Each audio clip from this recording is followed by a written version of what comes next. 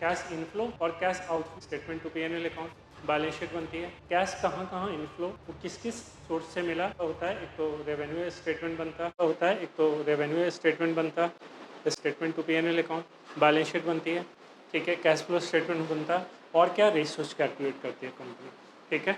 तो यहाँ cash flow statement हम डिस्कस कर रहे हैं। कैश फ्लो स्टेटमेंट के अंदर एक स्टेटमेंट बनाएंगे, ठीक है। उस स्टेटमेंट में हम क्या देखेंगे कि कैश कहाँ कहाँ इनफ्लो, कैश का जो इनफ्लो आया, कंपनी को जो कैश में मिला वो किस किस सोर्स से मिला, और उस कैश का कहाँ कहाँ कंपनी यूटिलाइज किया, ठीक है। यानी कहने का मतलब कैश फ्लो, कैश इनफ्लो और कैश आउटफ्लो के बारे में हम डिस्कस करेंगे। आ रही बात समझ, ठीक है। नेक्स्ट स्टेप क्या होता है कि इसके अंदर जो कैश फ्लो स्टेटमेंट जो हम पढ़ेंगे, इसमें जो मेथड्स हैं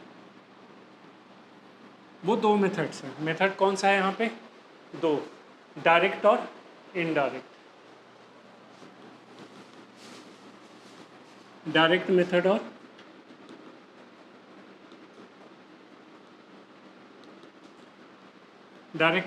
मेथड और इनडायरेक्ट मेथड, ठीक है।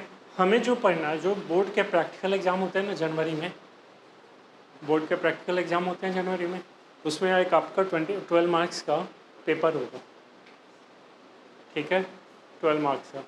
तो उसमें कई बार डायरेक्ट मेथड का थोड़ा सा 2-4 पॉइंट दे देते हैं, 1-2 पॉइंट वहाँ पे दे सकते हैं वो, ठीक है। तो वो जब हम उस टाइम जब आपके पेपर स्टार्ट होंगे ना, तो कुछ क्वेश्चन जो है मेरे से आप, ठीक है, डिस्कस कर लेना कि वहाँ पे पेपर में कैसे क्वेश्चंस पूछे जाएंगे। थोड़ा सा अलग होता है, ठीक है। तो वो अलग होता है, क्योंकि एकदम यही वाला पढ़ के जाओगे ना तो हो सकता है मे बी, ठीक है, कुछ प्रॉब्लम हो सकती है, ठीक है। तो कुछ क्वेश्चन मैं दूंगा जो CBSE के सैम्पल पेपर वहाँ पे CBSE के साइट पे दिया हुआ था, दिए हुए होंगे, या कुछ और जो गवर्नमेंट स्कूल के आते हैं वहाँ से प्रिंट होते हैं उनके, CBSE बोर्ड को गवर्नमेंट स्कूल के जो बच्चे होते हैं ना उनको भी मिलते हैं।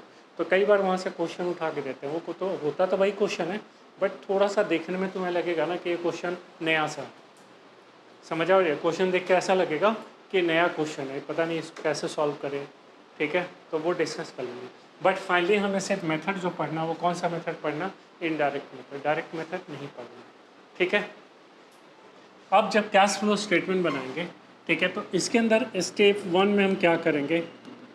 स्टेप 1, ठीक है, इसमें 3 स्टेप्स हैं। कितने स्टेप हैं? 3 स्टेप, ठीक है। इन 3 स्टेप्स को हम 1 बाई 1 कैलकुलेट करना सीखेंगे, ठीक है। स्टेप 1 है हमारा calculation of, sir direct method CVT में भी नहीं है। हाँ, डायरेक्ट मेथड CVT में भी कहीं भी नहीं है ना, CA में भी नहीं है तो CUT में कहाँ से होगा, ठीक है। ना BCom में है, ना CA में है, ना कहीं भी नहीं है, ठीक है। वो जब नया नया कैश फ्लो का नया वो आया था ना, न्यू फॉर्मेट आया था, ये 2003 या 4 में आया था न्यू फॉर्मेट कैश फ्लो का, ठीक है। तब तुम्हारे कोर्स में था ये डायरेक्ट मेथड, तो मैंने 1-2 साल पढ़ाया था डायरेक्ट मेथड उस टाइम 2003-4 में, ठीक है। अब नहीं है, ठीक है, वो 1-2 साल ही रहा था, उसके बाद हटा दिया था इन्होंने। तो देखो इसके अंदर calculation of cash from, first step जो हम कैलकुलेट करेंगे वो स्टेप्स क्या होगा? Calculation of cash from operating activities, calculation of cash from operating activities, ठीक है। इस स्टेप 2 में जो होगा कैलकुलेशन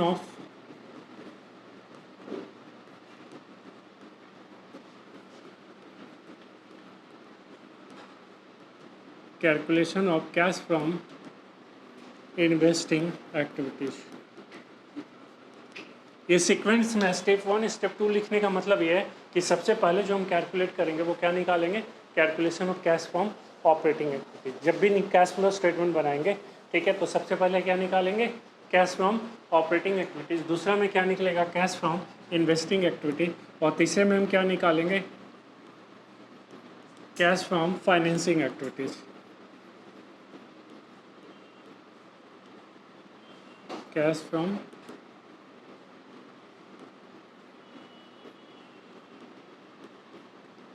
फाइनेंसिंग एक्टिविटीज़। एक स्टेप, ये 2 3 आ गया समझ? ये तीनों स्टेप्स हम निकालना सीखेंगे।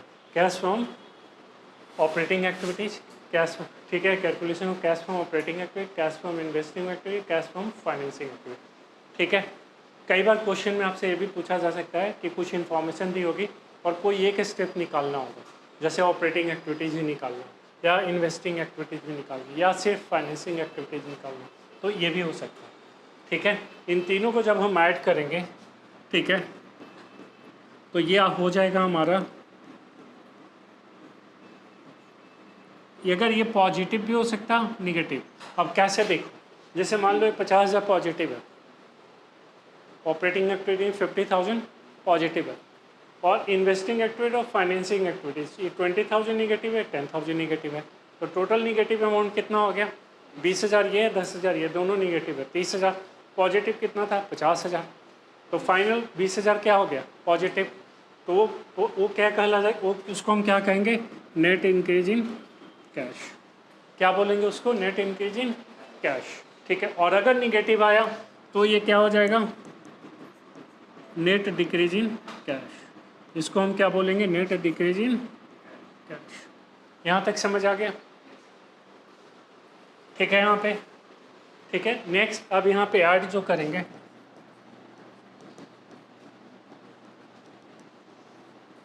Opening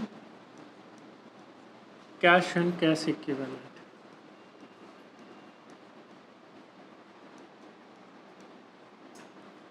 opening cash and cash equivalent, इसको क्या करना है आपको? ऐड करना। ठीक है, इन दोनों को ऐड करोगे तो ये जो आंसर आएगा उसको हम बोलेंगे closing cash and cash equivalent.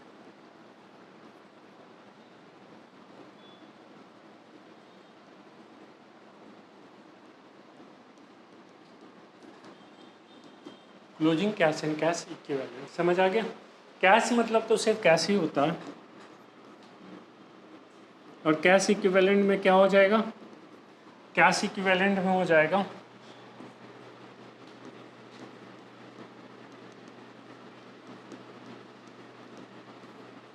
Cash equivalent में हो जाएगा बैंक। ठीक है, जो कंपनी 1 साल से कम के लिए कहीं मनी इन्वेस्ट किया, 1 साल से कम कहीं के लिए कहीं मनी इन्वेस्ट करती है, 1 साल के कम के लिए, कम उसको बोलते हैं शॉर्ट टर्म इन्वेस्टमेंट। उसको हम क्या बोलते हैं? Short term investment.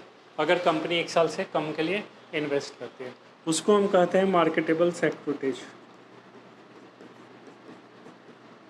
उसको हम बोलते हैं मार्केटेबल सिक्योरिटीज। ठीक है, उसको हम बोलते हैं करंट इन्वेस्टमेंट। उसको हम क्या बोलते हैं? Current investment. ये तीनों एक ही चीज़ है, नाम इसके तीन है। ठीक है तीनों एक ही चीज़।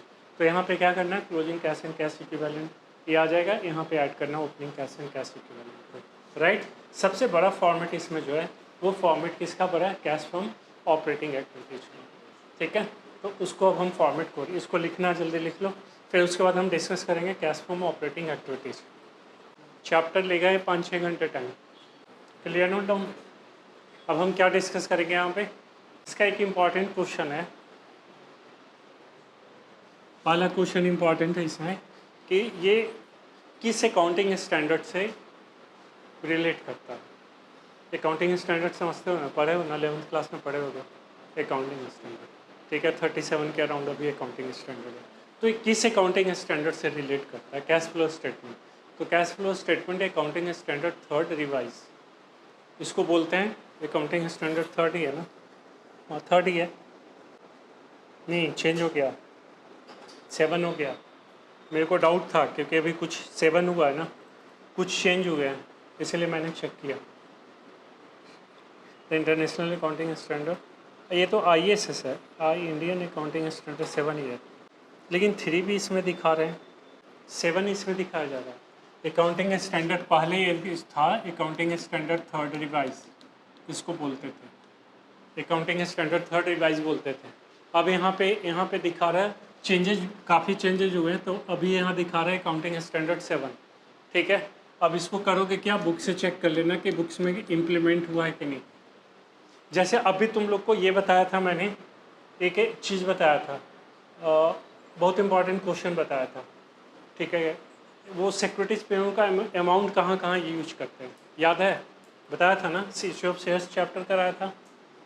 उसमें एक 20 मिनट का हमने लेक्चर दिया था कि जो प्रीमियम पे कंपनी शेयर इशू करती है वो कहाँ कहाँ बताया था ना, writing of preliminary expenses, bonus share issue करने के लिए, प्रीमियम रिडीम्पशन और प्रेफरेंस शेयर बताया था ना, बाईबैक के लिए 5 पॉइंट थे।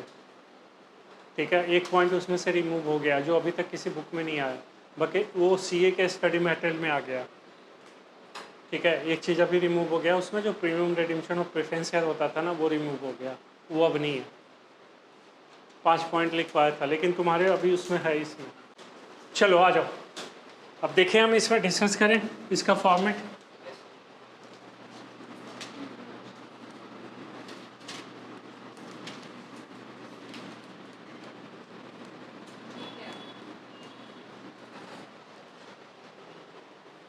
कितने पॉइंट्स लिखवाया था, कौन कौन सा था?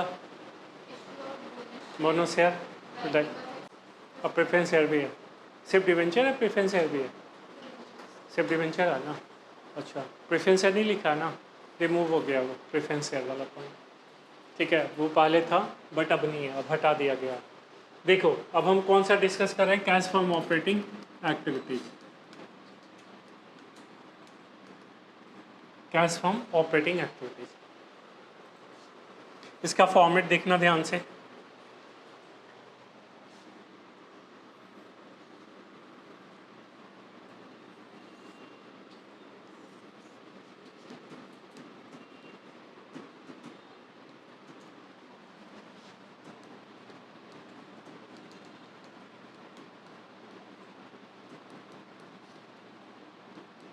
देखो यहाँ सबसे पहले क्या करना है आपको, नेट प्रॉफिट बेस लेना।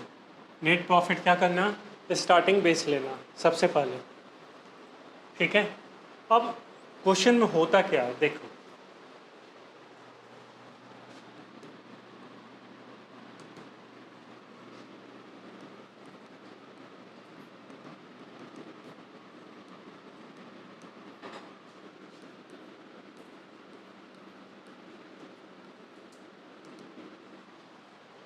अब यहाँ देखो होता क्या क्वेश्चन में।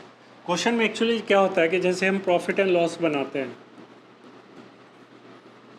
प्रॉफिट एंड लॉस बनाते हैं तो यहाँ जैसे नेट प्रॉफिट लिखा होता है, प्रॉफिट लिखा होता है। यहाँ पे क्या होता है, एक्सपेंसेस लिखते हैं। यहाँ पे क्या लिखते हैं, एक्सपेंसेस, यही होता है ना। तो जो एक्सपेंसेस लिखते हैं दो तरह के एक्सपेंसेस होते हैं। ठीक है, नहीं डायरेक्ट वाला उसमें आता है, ऑपरेटिंग नॉन ऑपरेटिंग। ठीक है, ये पीएनएल अकाउंट मैंने लिखा है। ठीक है, डायरेक्ट किस में आता है, ट्रेडिंग अकाउंट में। ठीक है, तो पीएनएल अकाउंट में दो तरह के होते हैं एक्सपेंसेस, ऑपरेटिंग और नॉन ऑपरेटिंग एक्सपेंसेस। ठीक है, ऑपरेटिंग एक्सपेंसेस होता है जो रेगुलर एक्सपेंसेस हमेशा होते रहते हैं, हर महीने होता है, जो एक्सपेंसेस होना ही होना। बिजनेस को क्या चलाने के लिए, जैसे रेंट पे हर महीने देना ही है, नहीं दोगे तो निकाल देगा। सैलरी हर महीने पे करना, electricity bill, telephone bill, advertisement. ठीक है, ये सब क्या है, ये ऑपरेटिंग एक्सपेंसेस है जो बिजनेस को ऑपरेट करने के लिए ज़रूरी होता है। नॉन ऑपरेटिंग होता है जो साल में एक बार या कभी कभी। नॉन ऑपरेटिंग एक्सपेंसेस क्या होता है, जो साल में एक बार या कभी कभी। ठीक है, नॉन ऑपरेटिंग एक्सपेंसेस मतलब जो एक्सपेंसेस साल में एक बार या कभी कभी होता है उसको हम क्या बोलते हैं, नॉन ऑपरेटिंग एक्सपेंसेस। ठीक है, तो देखो बिजनेस में जैसे रेंट पे किया तो ये तो ऑपरेटिंग है, ये तो प्रॉफिट से माइनस होगा। सैलरी पे किया ये भी भाई माइनस होगा। डिप्रिसिएशन ये क्या होता है, साल में एक बार लगता है, तो कौन सा एक्सपेंसेस हुआ, नॉन ऑपरेटिंग एक्सपेंसेस। ठीक है, उसके बाद जैसे गुडविल रिटर्न ऑफ, फर्म की किसी कंपनी के गुडविल कम हो गई, तो भाई गुडविल कम हो गई, तो गुडविल कब कम होती है, रेयर कंडीशन में, कभी कभी। जो कंपनी के बाद गुडविल क्या होती है, बन जाती है तो बनी रहती है लॉन्ग टाइम पे, तो कभी कभी होती है गुडविल कम। ठीक है, तो ये क्या हुआ, नॉन ऑपरेटिंग। या जैसे तुम प्रीलिमिनरी एक्सपेंसेस, ये क्या होता है, साल में एक बार राइट ऑफ करते हैं, और ये बात समझ। ठीक है, या loss on sale of fix asset, ये भी क्या होता है, साल में एक बार। अब ये यहाँ कंपनी निकालती है नेट प्रॉफिट, और ये बात समझ। ठीक है, कंपनी यहाँ पे क्या करती है, नेट प्रॉफिट निकाल लेती है। नेट प्रॉफिट ये वाला, यही वाला नेट प्रॉफिट हमने यहाँ बेस ले लिया। समझ आ रही बात। अच्छा इधर भी एक्स, इसमें भी क्या हुआ, जैसे गेन ऑन इनकम भी दो तरह की होती है, gain on sale of fix asset, ठीक है, इंटरेस्ट रिसीव,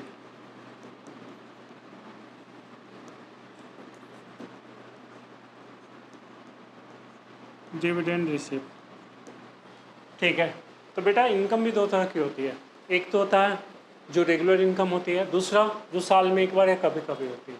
तो gain on sale of fix asset क्या हुआ, कभी कभी फिक्स असेट जब पुरानी हो जाती है तब बेचते हैं, तो ये क्या हो गया, नॉन ऑपरेटिंग हो गया। आ रही बात समझ, ठीक है। डिविडेंड वगैरह ये सब क्या हो गया, नॉन ऑपरेटिंग हो गया। तो ये सबको क्या करते हैं, ऐड करते हैं, इन सबको माइनस करते हैं तो नेट प्रॉफिट निकलता है, ठीक है। लेकिन सही में क्या होना चाहिए था कि सही में यहाँ पे हमें कौन सा प्रॉफिट लेना होता कि ये वाला प्रॉफिट, इसमें से जो बिजनेस इनकम है वो लेना होता है और सिर्फ बिजनेस के खर्चे माइनस करने होते हैं, ऑपरेटिंग एक्सपेंसेस, ये वाला नहीं माइनस करने थे। और ये वाला क्या हो गया, यहाँ पे इधर ऐड किया सारे इनकम, ये सारे खर्चे को माइनस किया तो ये निकला, यानी ये भी माइनस हो गया।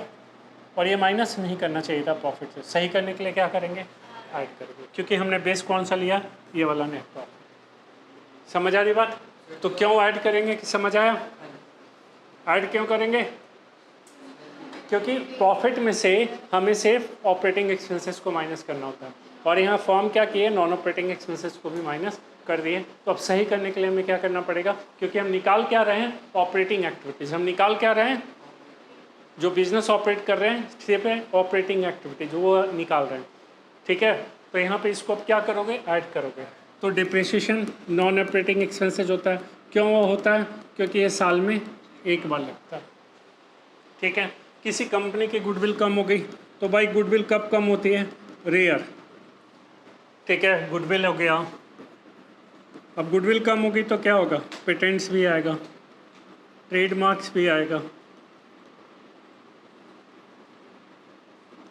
Return of,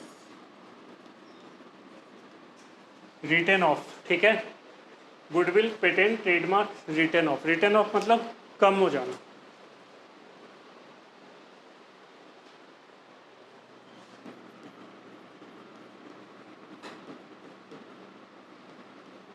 loss on sale of fix asset, कोई भी फिक्स असेट को हमने सेल किया उस पर लॉस हुआ, ये भी क्या हो जाएगा, यहाँ से माइनस कर देंगे। और ये बात समझ यहाँ तक, ठीक है, क्योंकि ये साल में एक बार या कभी कभी ऐसी चीज़ें होती हैं, ठीक है। इसलिए प्रिलिमिनरी एक्सपेंसेस साल में एक बार, प्रिलिमिनरी एक्सपेंसेस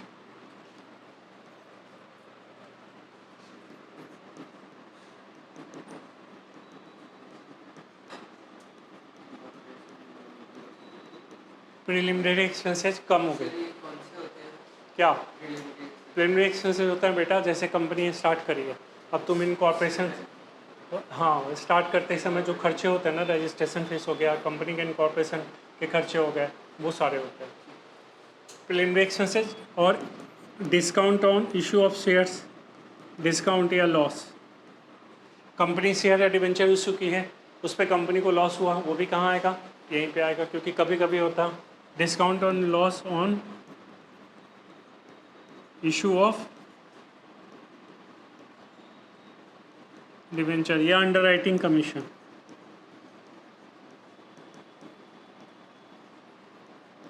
अंडरराइटिंग कमीशन, ठीक है। आगे बात समझ, ठीक है, क्योंकि साल में एक बार होते हैं, तो सारे खर्चे को हमने क्या करेंगे, यहाँ पे ऐड करेंगे।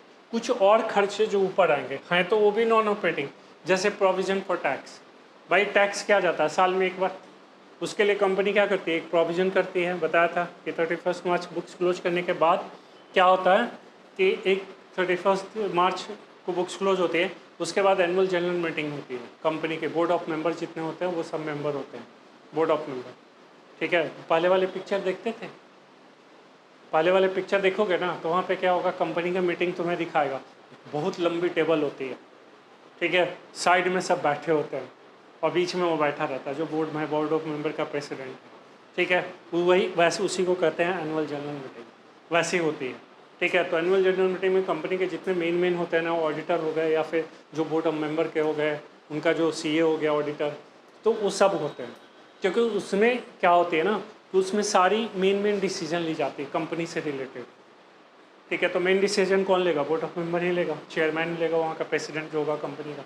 ठीक है, क्योंकि उन सब की सहमति उनसे डिस्कस करते हैं फिर वो चीज़ें।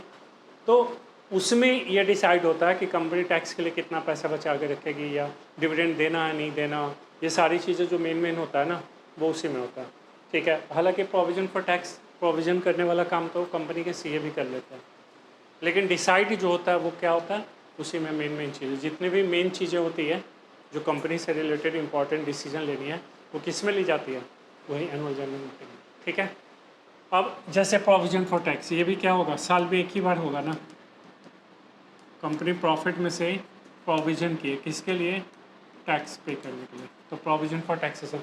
बेटा ये चैप्टर लेंदी है थोड़ा, पहले बता दिया, टाइम टेकिंग लगे, कम से कम 6 घंटे की क्लास चाहिए इसको ख़त्म करने में। यहाँ प्रोविजन फॉर टैक्सेशन ले लिया। प्रपोज डिविडेंड, कंपनी की प्रॉफिट होती है ना, कंपनी उस प्रॉफिट में से कुछ पैसा बचा के रख लेती है, किस लिए? शेयर होल्डर को डिविडेंड पे करने के लिए, उसको हम क्या कहते हैं? Propose dividend. भाई प्रॉफिट हुआ है कंपनी को, तो कंपनी को पता है कि टैक्स देना पड़ेगा, उस टैक्स पे करने के लिए भी कंपनी क्या करती है? पैसा बचा के रखती है, उसको हम क्या कहते हैं? Provision for taxation. ठीक है, एक होता है इंटरिम डिविडेंड। इंटरिम डिविडेंड क्या होता है? कई बार कंपनी क्या करती है ना, जैसे मान लो अभी देखते हो न्यूज़पेपर वगैरह मैगजीन में देखोगे कि किसी भी कंपनी की जो बैलेंस शीट आती है ना, वो आएगी quarter ended, half year ended, ऐसे करके आती है बैलेंस शीट। इसका मतलब कंपनी को लीगल तौर पे, लीगली जो कंपनी को प्रिपेयर करना हो तो 31 मार्च को करना है। ठीक है, लेकिन कंपनी अपना परफॉर्मेंस चेक करने के लिए क्या करती है? हर 3 महीने 6 महीने पे बनाती है। जब 3 महीने 6 महीने पे बनाएगी तो कंपनी को प्रॉफिट क्या तो एस्टिमेट पता ही होता है। अच्छा, कई कंपनियाँ ऐसी है ना, तो उसमें सारी मेन डिसीजन ली जाती है कंपनी से। ठीक है, तो मेन डिसीजन कौन लेगा? बोर्ड ऑफ मेंबर ही लेगा, चेयरमैन लेगा, वहाँ का प्रेसिडेंट जो होगा कंपनी का। ठीक है, क्योंकि उन सब की सहमति उनसे डिस्कस करते हैं फिर वो चीज़ें। तो उसमें यह डिसाइड होता है कि कंपनी टैक्स के लिए कितना पैसा बचा के रखेगी, या डिविडेंड देना है नहीं देना, ये सारी चीज़ें जो मेन होता है ना, वो उसी में होता है। ठीक है, हालांकि प्रोविज़न फॉर टैक्स प्रोविज़न करने वाला काम तो कंपनी के सीए भी कर लेते हैं, लेकिन डिसाइड जो होता है वो क्या होता है? उसी में मेन चीज़ें, जितनी भी मेन चीज़ें होती है जो कंपनी से रिलेटेड इंपॉर्टेंट डिसीजन लेनी है, वो किस में ली जाती है? वही एनुअल जनरल मीटिंग में। ठीक है, अब जैसे प्रोविज़न फॉर टैक्स, ये भी क्या होगा? साल में एक ही बार होगा ना। कंपनी प्रॉफिट में से प्रोविजन किए किसके लिए? टैक्स पे करने के लिए, तो प्रोविजन फॉर टैक्सेशन। बेटा ये चैप्टर लेंदी है थोड़ा, पहले बता दिया, टाइम टेकिंग लगे, कम से कम 6 घंटे की क्लास चाहिए इसको। यहाँ प्रोविजन फॉर टैक्सेशन ले लिया। प्रपोज डिविडेंड, कंपनी की प्रॉफिट होती है ना, कंपनी उस प्रॉफिट में से कुछ पैसा बचा के रख लेती है, किस लिए? शेयर होल्डर को डिविडेंड पे करने के लिए, उसको हम क्या कहते हैं? Propose dividend. भाई प्रॉफिट हुआ है कंपनी को, तो कंपनी को पता है कि टैक्स देना पड़ेगा, उस टैक्स पे करने के लिए भी कंपनी क्या करती है? पैसा बचा के रखती है, उसको हम क्या कहते हैं? Provision for taxation.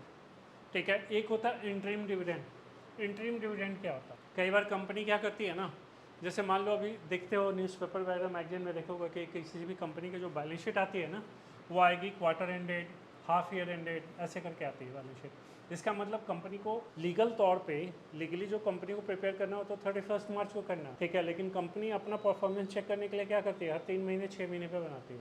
जब 3 महीने 6 महीने पे बनाएगी तो कंपनी को प्रॉफिट क्या तो एस्टिमेट पता ही होता है। अच्छा, कई कंपनी ऐसे हैं जिसका लॉस से कोई वास्ता ही नहीं है। कई कंपनी तो ऐसे है, blue chip company. Blue chip company कौन सी कंपनी होती है? जो कंपनी हाई प्रॉफिटेबल होती है, बहुत ज़्यादा कंपनी को जिसको प्रॉफिट होता है, वो कौन सी कंपनी कहलाती है? Blue chip company. ठीक है, तो ब्लू चिप कंपनी को क्या हो, लॉस से कोई वास्ता ही नहीं है, उसको पता ही नहीं लॉस क्या होता है, क्योंकि वो कंपटीशन उसका किस चीज़ पे है? ठीक है, कि इस बार इतना प्रॉफिट होना चाहिए, इस बार इतने का टारगेट है, उसका होता है। समझ आ रही बात? ठीक है, तो कंपनी जब पता करती है तो कंपनी को पता तो चल ही जाता है ना कि वो कितना प्रॉफिट बन रहा है, तो उसके हिसाब से क्या करती है? शेयर होल्डर को डिविडेंड पे कर देती है, तो उसको हम क्या कहते हैं? Interim dividend. समझ आ रही बात? और जो कंपनी को प्रॉफिट होता है, मैंने बताया था, उस प्रॉफिट में से क्या करती है कंपनी? कुछ रिजर्व फंड वगैरह ट्रांसफ़र कर देती है। ठीक है, तो चौथा आइटम हमारा हो गया transfer to any reserve fund. कोई दिक्कत आ गया समझ? ठीक है, इसको हम क्या बोलेंगे? इसको हम बोलेंगे बेटा profit before tax.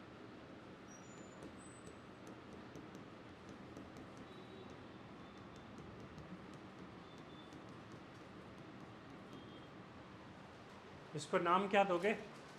Profit before tax. अब यहाँ तक सब समझ आया ही नहीं आया बता? ये समझ आ गया क्यों किया, ये ऐड क्यों किया, ये सब पता चल गया। ठीक है, फिर ये भी तो मैंने बताया था कि ये जो प्रॉफिट लेना होता है, कौन सी प्रॉफिट लेना होता है? जो सिर्फ बिजनेस प्रॉफिट है, और जो कभी कभी प्रॉफिट होती है साल में एक बार या कभी कभी, वो कौन सा प्रॉफिट होती है? Non operating profit. यहाँ प्रॉफिट दो तरह का होता है, ऑपरेटिंग प्रॉफिट और, अब ये मत कर देना इनडायरेक्ट प्रॉफिट और डायरेक्ट प्रॉफिट, ऐसे कोई प्रॉफिट होता ही नहीं है। ठीक है, तो पीएनएल के अंदर जो एक्सपेंसेज आते हैं ऑपरेटिंग एक्सपेंसेज और नॉन ऑपरेटिंग एक्सपेंसेज होता है, और यहाँ जो इनकम होती है वो कौन सी होती है? ऑपरेटिंग इनकम और नॉन ऑपरेटिंग इनकम। ठीक है, ऑपरेटिंग इनकम जो बिजनेस का रेगुलर इनकम है, नॉन ऑपरेटिंग इनकम जो साल में एक बार है, कभी कभी होती है। जैसे ये सब इनकम क्या था हमारा? Gain on sale of fix asset. ये क्या था हमारा? क्या करोगे यहाँ से? माइनस करोगे, क्योंकि ये क्या किया हमने? इन सब प्रॉफिट को ऐड कर दिया था, जबकि लेना यही था। तो अब क्या करेंगे यहाँ से?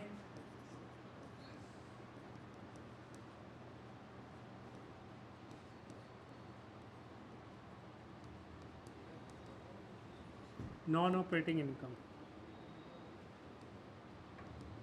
नॉन ऑपरेटिंग इनकम से इसको क्या करेंगे? Non operating income and gains, profit on sale of fix asset,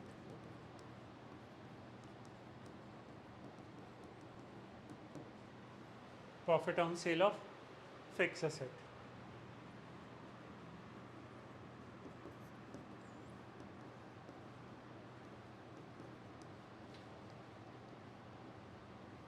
dividend receipt, profit on sale of fix asset, dividend receipt, इन सबको क्या करना है आपको? माइनस करना है। ठीक है बेटा, तो ये क्या आ जाएगा? इसको नाम क्या दोगे? इसको नाम तो कुछ दोगे ना? ठीक है, या कुछ करने के बाद? हाँ, operating profit before working capital. तभी मैं कहूँ कि मेरी हैंड राइटिंग तुम्हें इतनी इजीली कैसे समझ आ रही है, क्योंकि आइटम पहले से पता। हाँ, यही बात है ना, क्योंकि तुम्हें आइटम पहले से पता है, इसलिए हैंड राइटिंग सपोर्ट कर रहा हूँ वहाँ पे। नहीं, operating profit before working capital changes. अब क्या कहूँ इस एज में? अब तो रिटायरमेंट का स्टेज आ गया मेरा पढ़ाने का, और इसमें क्या हैंड राइटिंग सीखूँ मैं? कुछ ही दिन रह गए हैं पढ़ाने के। अब operating profit before working capital changes. नहीं, अभी तो है टाइम, अभी टाइम है, 2-4 साल और पढ़ाऊँगा बस, उसके बाद ख़त्म। 30 साल हो जाएगा मेरा, बहुत है। 25-26 साल तो पढ़ाई दिया। जब पढ़ाना स्टार्ट किया था तब बीकॉम भी पढ़ाता था। जब मैंने बीकॉम जस्ट कंप्लीट किया था तो बीकॉम के बच्चे को पढ़ाता था, तो लगता तो था नहीं पढ़ाने वाला मैं, टीचर का कोई क्वालिटी तो था नहीं, क्योंकि उस समय तो वैसे था, एज भी वैसे थी। पेरेंट्स आते थे, पूछते थे मेरे से टीचर कहाँ है अकाउंट्स के। मतलब किसी बात का तो बुरा नहीं लगता था, लेकिन ये बात खटकती थी कि मेरे से क्यों पूछ रहे हो कि अकाउंट्स के टीचर कहाँ हैं। वो सोचते थे मैं भी स्टूडेंट हूँ, तो मेरे से कभी आ जाते थे, कहते थे अकाउंट सर आए नहीं अभी। बड़ा दिल पे लगता था। क्या हो गया यहाँ पे? ये क्या होगा? Operating profit before working capital changes. समझ आ गया बेटा यहाँ तक? अब इसके बाद भी स्टेप्स हैं, यहाँ तक आ गया समझ? ठीक है, अब इसके बाद का स्टेप देख लो।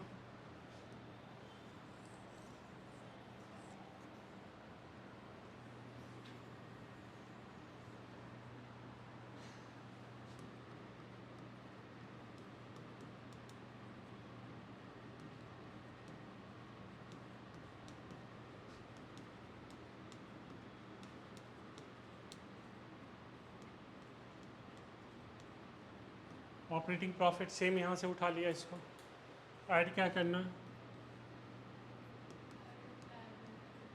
ऐड करना डिक्रीज इन करेंट असेट्स और इंक्रीज इन करेंट लायबिलिटी, ठीक है, और माइनस करना है यहाँ पे इसके रिवर्स।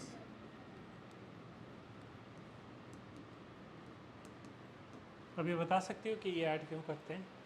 ये नहीं पता होगा, ठीक है, 12th कर लोगे, सब कुछ कर लोगे, बीकॉम भी कर लोगे, उसके बाद भी पूछूंगा क्यों ऐसे ऐड करते हैं तो नहीं बता पाओगे।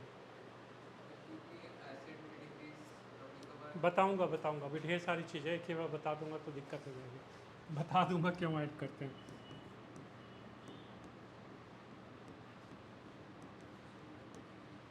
Decreasing current liability. बाकी बच्चे क्यों नहीं आ रहे हैं? अच्छा, और किसी क्लास में नहीं आ रहे हैं दोनों? नहीं, एक तो आता ही है। हाँ, वो तो किसी रीज़न से नहीं आया। एक और जो था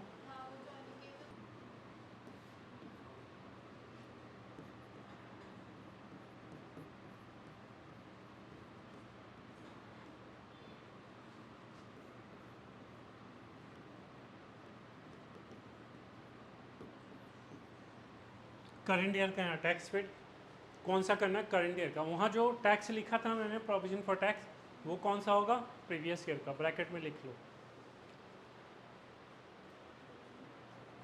दो चीज़ लिखा था, प्रोविजन फॉर टैक्सेशन, ठीक है, वो भी प्रीवियस ईयर, और प्रोपोज डिविडेंड लिखा था वो भी प्रीवियस, वो नहीं, रुको। प्रोपोज डिविडेंड करंट ईयर का आएगा वहाँ पे, और प्रीवियस ईयर का वहाँ फाइनेंसिंग से अब माइनस होता है, ठीक है। टैक्स पेड माइनस करना है करंट ईयर का, ये आ जाएगा हमारा net cash flow from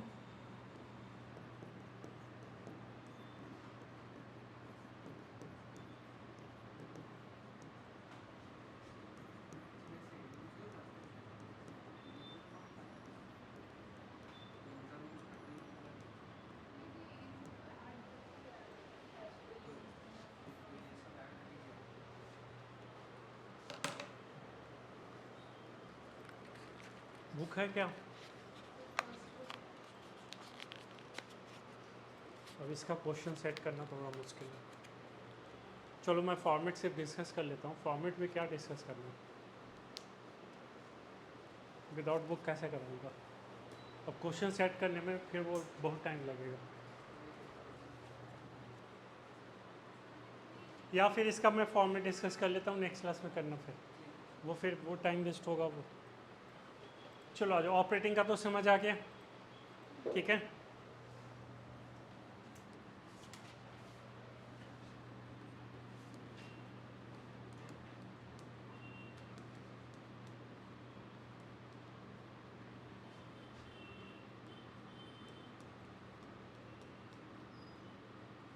cash from investing activities, cash from investing activities. तो देखो बेटा, इन्वेस्टिंग एक्टिविटीज़ के लिए आपको क्वेश्चन के अंदर क्या दिया होगा? बैलेंस शीट दी होगी। क्या दी होगी? Balance sheet. तो अब देखो, जब ऑपरेटिंग एक्टिविटीज़ करोगे ना तो उसमें पूरा आपको देखना, लायबिलिटी साइड, असेट साइड, ठीक है, और एडजस्टमेंट, तीनों कंसीडर करना होता है। कब? जब हम ऑपरेटिंग एक्टिविटीज़ करते हैं तब। लेकिन जब आप इन्वेस्टिंग एक्टिविटीज़ करोगे तो आपको देखना है कहाँ पे? असेट साइड और एडजस्टमेंट, ठीक है।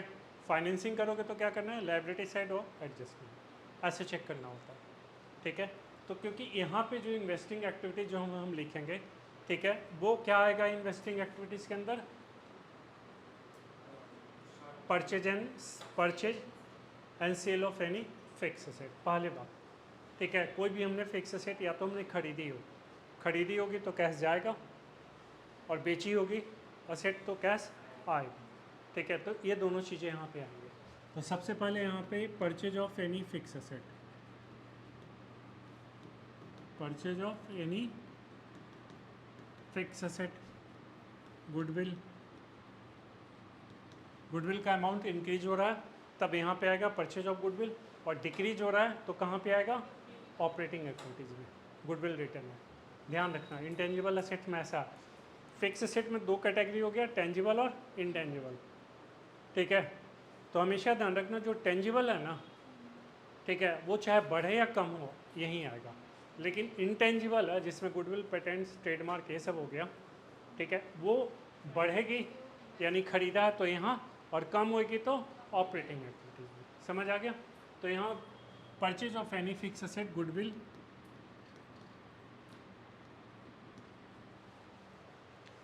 ठीक है, ये आ गया परचेज। तो परचेज करेंगे तो कैश इफेक्ट क्या होगा? Cash purchase patents, purchase of any fix asset, goodwill, patents, ठीक है, purchase of any fix asset, goodwill, patents. और परचेज करेंगे तो क्या होगा? ये एसेट आएगा, कैश जाएगा, तो ये निगेटिव हो गया, ठीक है। यहाँ पे सिर्फ हम लिखेंगे sale of fix asset, sale of any fix asset. Any fix asset में सिर्फ टेंजिबल लेना, ध्यान रखना, ठीक है। सेल करेंगे तो कैश क्या होगा? आएगा, ठीक है। टेंजिबल, इंटेंजिबल तो वहाँ आता है ना, ऑपरेटिंग एक्टिविटीज़ में गुडविल कम हो गई, कहाँ आएगा? ऑपरेटिंग में। पेटेंट्स कम हो गया, ऑपरेटिंग में। ट्रेडमार्क्स कम हो गए, वो ऑपरेटिंग में, ठीक है। सेल ऑफ फिक्स एसेट यानी कैश आएगा, तो क्या हो गया? पॉजिटिव। फिर अगर हमने कहीं पैसा इन्वेस्ट किया, हमने कहीं पैसा इन्वेस्ट किया, उसमें हमें क्या मिल रहा? इंटरेस्ट मिल रहा। उसमें हमें क्या मिल रहा? डिविडेंड मिल रहा। मान लो किसी कंपनी के हमने शेयर्स खरीदे, हमने किसी कंपनी के शेयर्स खरीदे हमने, ठीक है, तो हमें वहाँ से डिविडेंड मिल रहा, ठीक है, तो यहाँ पे आएगा डिविडेंड रिसीव। अगर हमने कहीं पैसा इन्वेस्ट किया, वहाँ से हमें इंटरेस्ट मिल रहा, तो कहाँ पे आएगा? यहीं पे आएगा, इंटरेस्ट रिसीव। तो डिविडेंड रिसीव, इंटरेस्ट रिसीव कहाँ पे आएगा? यहाँ पे आएगा, ठीक है। बेसिकली यही तीन चीज़ें यहाँ पे ज़्यादातर आएंगी, ठीक है। हाँ हाँ, मिल रहा पैसा आ रहा, तो ये भी ऐड होगा।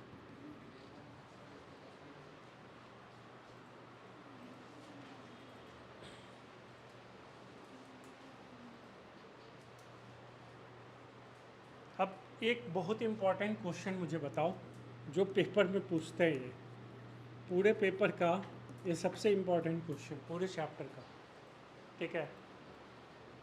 इम्पॉर्टेंट क्वेश्चन क्या है?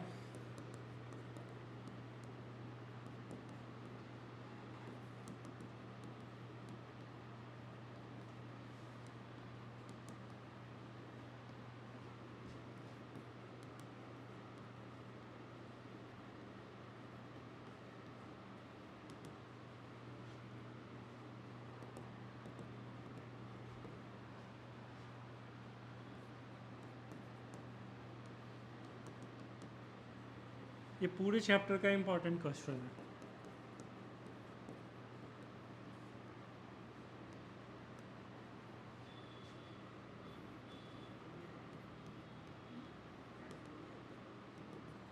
लो हाईलाइटेड क्वेश्चन बता दिया थ्योरी का एक। मैंने क्या लिखा है यहाँ पे?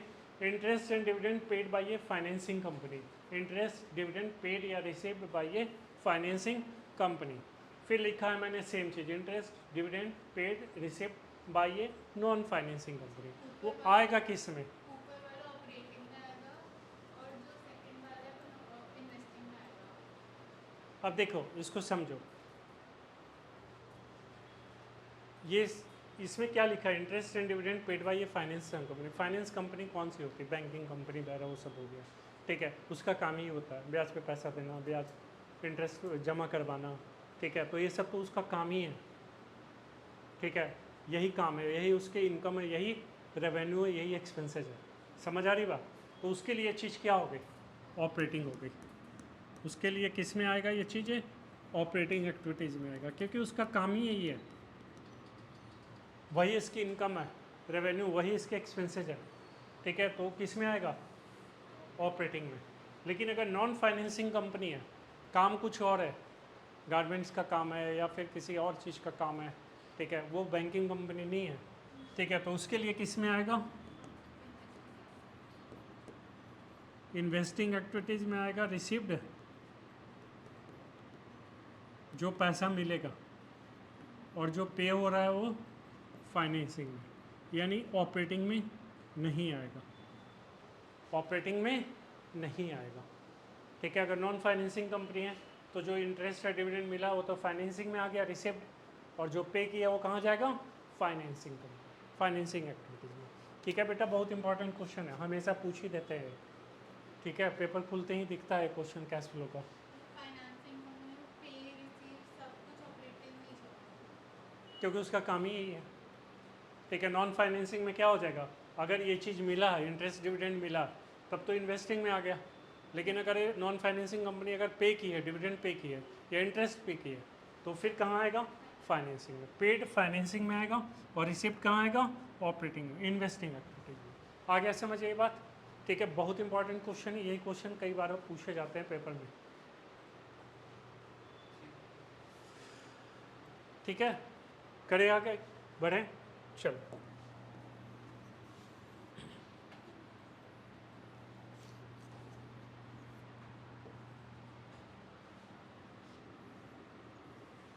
बेटा फिर ये देखना है तुम्हें यहाँ पे कि ये प्लस में है माइनस में, ये जो अमाउंट है प्लस में है या माइनस में है। आ रही बात समझ? अगर प्लस में है तो क्या हो जाएगा,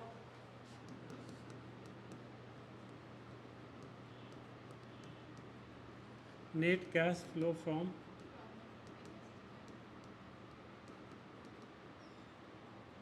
इन्वेस्टिंग एक्टिविटीज। ठीक है, और अगर माइनस में है तो क्या हो जाएगा, net cash used in investing activities. आ गया समझ? कोई प्रॉब्लम इसमें? ये तो बहुत छोटा सा था। हाँ, किसमें? ऑपरेटिंग में तो मैंने फॉर्मेट लिखा है, उसमें कैश इफेक्ट नहीं देखते, उसमें दूसरी कई चीज़ें हैं। ये जो कैश का इफेक्ट देखना है ना, वो सिर्फ इन्वेस्टिंग और फाइनेंसिंग के लिए। उसमें तो मिक्सअप आ गया ना कई चीज़ें। उसमें नॉन कैश आइटम था, डिप्रिसिएशन। बताओ डिप्रिसिएशन में कैश आया गया? हाँ, असेट की वैल्यू कम हो रही है तो कैश आया गया?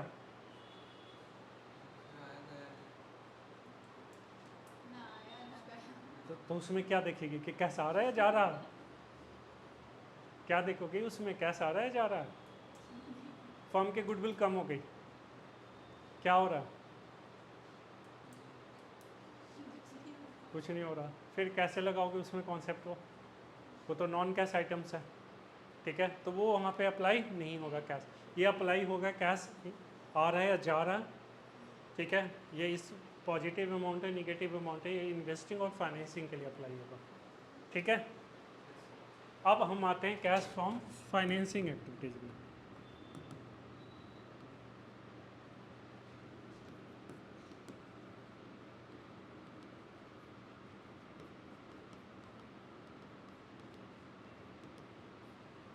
Cash from financing activity. Financing activity में 5 चीज़ से रिलेटेड कोई भी चीज़ आएगा। पहले 3 चीज़ से रिलेटेड कोई भी चीज़ होगा, चाहे वो अमाउंट इंक्रीज हो डिक्रीज हो, आएगा यहीं पे। ठीक है, कौन कौन सा? शेयर्स, डिवेंचर, लोन, चाहे बढ़ रहा हो या कम हो रहा हो। और ये दिया कहाँ होगा, share debenture loan liability side में। ठीक है, ये चाहे बढ़ रहा हो या कम हो रहा हो, आएगा कहाँ, फाइनेंसिंग में। बढ़ रहा है तब भी फाइनेंसिंग में आएगा, कम हो रहा है तब भी फाइनेंसिंग में ही आएगा। और ये बात समझ, यानी शेयर्स, डिवेंचर और लोन, ठीक है, वो कहाँ आएगा, फाइनेंसिंग में, चाहे इंक्रीज हो या डिक्रीज हो।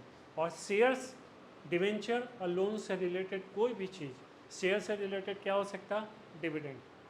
रिसीव ऊपर आ चुका है, यहाँ पेड आएगा। ठीक है, डिवेंचर लोन से रिलेटेड क्या होता है, लोन। डिवेंचर लोन पे कंपनी क्या करती है, इंटरेस्ट पे करती है। ठीक है, डिवेंचर लोन से रिलेटेड क्या, इंटरेस्ट। इंटरेस्ट रिसीव हुआ तो कहाँ आया, ऊपर आया। पे करेगी तो कहाँ आएगा, नीचे आएगा। तो समझ आ गया, ये तो रट गए हम भाई। 3 चीज़ें, शेयर्स, डिवेंचर, लोन, चाहे इंक्रीज हो या डिक्रीज हो, आएगा कहाँ, फाइनेंसिंग में। इवन बैंक ओवरड्राफ्ट भी, बैंक ओवरड्राफ्ट भी पहले 5-6 साल पहले बैंक ओवरड्राफ्ट कैश इक्विवेलेंट होता था, लेकिन अब किस में लेते हैं, यहाँ पे फाइनेंसिंग एक्टिविटीज़ में लेते हैं। समझ आ रही बात? तुम लोग के साथ सबसे बड़ी प्लस पॉइंट पता है क्या, वो टीचर खड़ा है जो आज से 20 साल पहले क्या होता था वो भी बता देता, कौन सी चीज़ कहाँ पे आती है। क्योंकि अकाउंटिंग कैश फ्लो जब मैंने पढ़ा था ना, तो इसका फॉर्मेट कुछ और था। ये फॉर्मेट तो मैंने 2003 में पढ़ा है। जब मैंने अपने स्कूलिंग टाइम में पढ़ा था तो कैश फ्लो स्टेटमेंट हमारे 3 स्टेप्स, 3 अलग अलग अकाउंट बनते थे, ठीक है, जो मैंने पढ़ा था 3 अलग अलग अकाउंट्स बनते थे। फिर जब पढ़ाना शुरू किया तो 2003 में न्यू फॉर्मेट आया, ठीक है, तो फिर पढ़ाने के लिए वो फॉर्मेट सीखा मैंने। लेकिन मैं पढ़ा हूँ कुछ और, फॉर्मेट उस टाइम कुछ और था। या आप कंपनी से रिलेटेड देख लो, जो 12th ऑनवर्ड्स आप पढ़ोगे ना, वो नया जो इंडियन कंपनीज एक्ट के अकॉर्डिंग जो बैलेंस शीट और वो बनती है जो 12th में पढ़े उसके अकॉर्डिंग बनेगी। अब वो ख़त्म हो गया जो पहले पढ़े थे, ठीक है, बीकॉम वगैरह सी में अब नई वाली है, ठीक है, जो 11th में पढ़े थे वो नहीं है। और ये वाला आया कब है फॉर्मेट? ये तो अभी आया ना, ये पहले कहाँ होता था? 2013 से पहले तो फॉर्मेट था नहीं। तो सो ऑब्वियसली जो मैं पढ़ाता था पहले वो कौन सा फॉर्मेट था? ओल्ड फॉर्मेट, दूसरा फॉर्मेट था। अब वो भी मैंने पढ़ा लिया है 15-18 साल, वो भी फॉर्मेट मेरे दिमाग में फिट है, ठीक है। 5 साल से ये पढ़ा रहा हूँ फॉर्मेट, तो 5 साल से ये फिट है। अब दोनों में कई बार लड़ाई होती है, और जहाँ लड़ाई होती है वहाँ मैं देख लेता हूँ कंफर्म। जैसे अभी देखो मैंने अकाउंटिंग स्टैंडर्ड क्या बोला, cash flow statement accounting standard कौन सा था? अकाउंटिंग स्टैंडर्ड 3 था, रिवाइज्ड उसको बोलते थे। लेकिन मेरे को डाउट हो गया था कि ये चेंज हुआ, और अब क्या हो गया? 7 दिखा रहा है, ठीक है, क्योंकि याद नहीं हो ना 37। अब चेंजेस जो हैं इतने सारे हैं, अब कितना मैं याद रखूँगा? और भी चीज़ें तो याद रखनी होती है, सिर्फ यही थोड़ी ना है अकाउंट्स, ठीक है। वैसे पढ़ाता तो और भी सब्जेक्ट हूँ ना, अकाउंट्स पढ़ाता हूँ, कॉस्टिंग है, टैक्सेशन है। टैक्सेशन हर बार पढ़ना पड़ता है मेरे को, हर बार पढ़ना पड़ता है, हर बार पढ़ना पड़ता है। और सबसे बड़ी बात गंदा कर दिया इन्होंने, न्यू डिज़ाइन। ये पता है न्यू डिज़ाइन ओल्ड डिज़ाइन, जो टैक्स पे करते हैं ना, तो वो गवर्नमेंट कही है कि जो पुराना वाला चुनना चाहें सैलरीड पर्सन, वो पुराना वाला चुन लो, और जो नया वाला है नया वाला दोनों में से कोई। अब बताना मेरे को तो वो पढ़ाते समय वो भी पढ़ना पड़ता, वो भी याद रखना पड़ता, ये भी याद रखना, रोज़ दिन पढ़ाने के लिए मेरे को पढ़ना पड़ता है टैक्स पहले। अब नई बुक, अभी कोई भी फाइनेंस एक्ट आएगा उसका सॉफ्ट कॉपी निकालो, उसके नोट्स बनाओ, पूरा पढ़ो, फिर जाके पढ़ो। वो हर साल के उसमें वो पंगा, टीचर के लिए इतनी मुश्किल है, मुसीबत है। वो बात अलग है, मैंने अपने पढ़ाई के अपने स्टूडेंट के ज़माने में इतना नहीं पढ़ा अगर उस समय उतना पढ़ लिया होता ना तो बात कुछ और होती, लेकिन उतनी अकल नहीं थी उस टाइम कि हाँ पढ़ना चाहिए बहुत।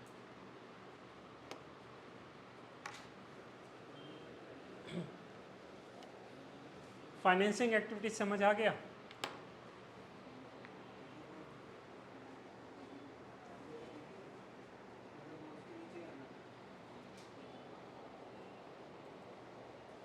करें फाइनेंसिंग एक्टिविटीज में आ जाओ, ये हो गया।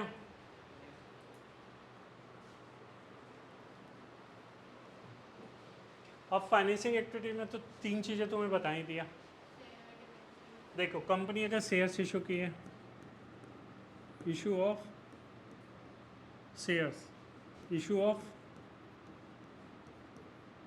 डिवेंचर, रेज्ड लोन, यानी कंपनी और लोन ली, और लोन ली है, पैसा आएगा, पैसा आएगा, ठीक है। Issue of share, share issue करेगी, पैसा आएगा। डिवेंचर इशू की, पैसा आएगा। रेज्ड लोन, रेज्ड लोन मतलब पहले मान लो 5 लाख लोन था, अब 3 लाख रुपए और लोन ले ली, तो उसको क्या कहेंगे? रेज्ड ली, ठीक है, तो वो भी क्या होगा? पैसा आएगा। तो तीनों चीज़ें यहाँ पे, और ये तीनों चीज़ें कम होगी तो क्या होगा? माइनस, ठीक है। तो अब इसके लिए क्या करेंगे? इशू ऑफ डिवेंचर है ना, अब वापसी करेगी तो क्या करेंगे? रिडिम्पशन ऑफ शेयर्स, वापसी कर रही है। रिडिम्पशन ऑफ डिवेंचर, वापसी कर रही है। और लोन की पेमेंट करेंगे तो उसके लिए लिखेंगे payment of loan, Redemption word use नहीं करना होगा,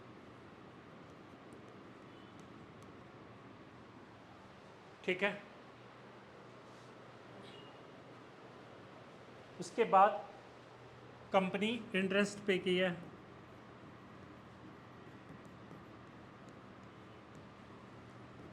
या डिविडेंड पे की है, वो मैंने आपको बताया है।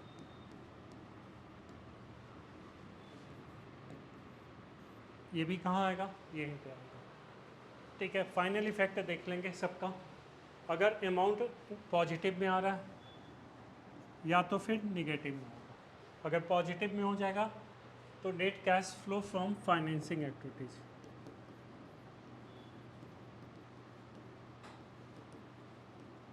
नेट कैश फ्लो फ्रॉम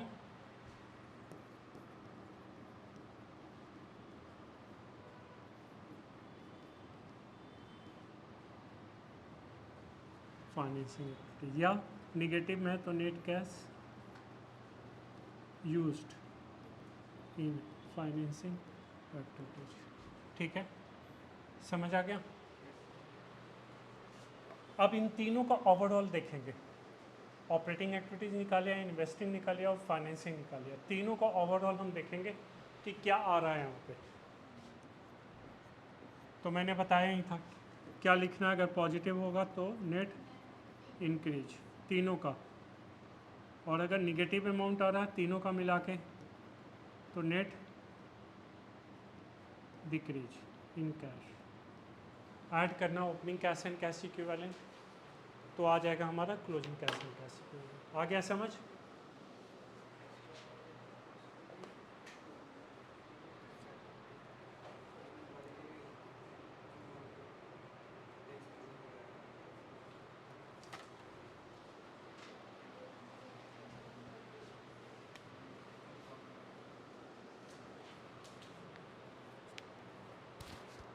समझ आ गया बेटा?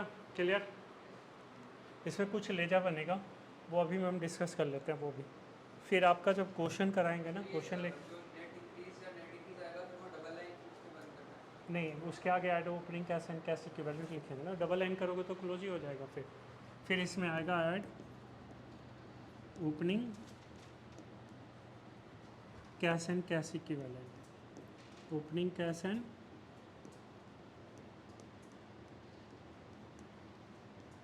कैश इक्विवेलेंट, तो ये आ जाएगा closing cash and cash equivalent.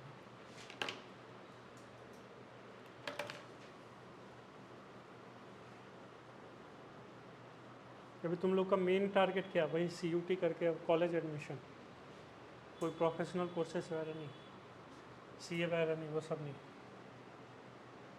अच्छा, कॉलेज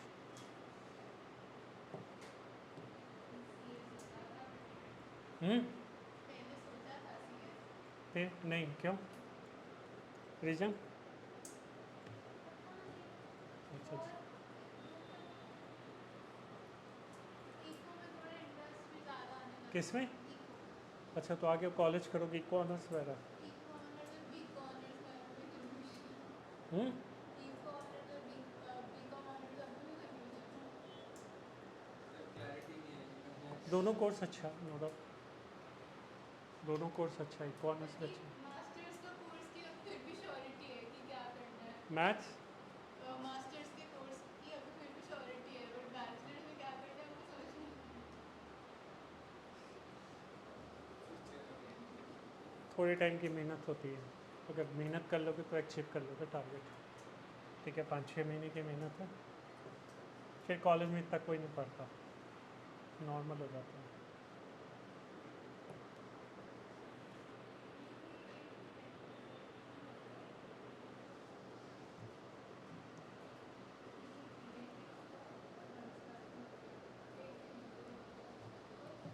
कॉलेज में भी अब हो गया, टफ कर दिया इन्होंने। कॉलेज में 66 या कुछ ऐसे परसेंट लाना जरूरी है पास होने के लिए। सर वो कॉलेज में देखी जाएगी, पहले कॉलेज में जाना हाँ, है। नहीं बढ़िया टफ करते जा रहे हैं धीरे धीरे पढ़ाई को। नहीं, बड़ा गंदा कर दिया था पीछे 4-5 साल से। IP यूनिवर्सिटी में देखो, अब BCom कॉलेज में देखो, DU में बच्चा फेल ही नहीं होता।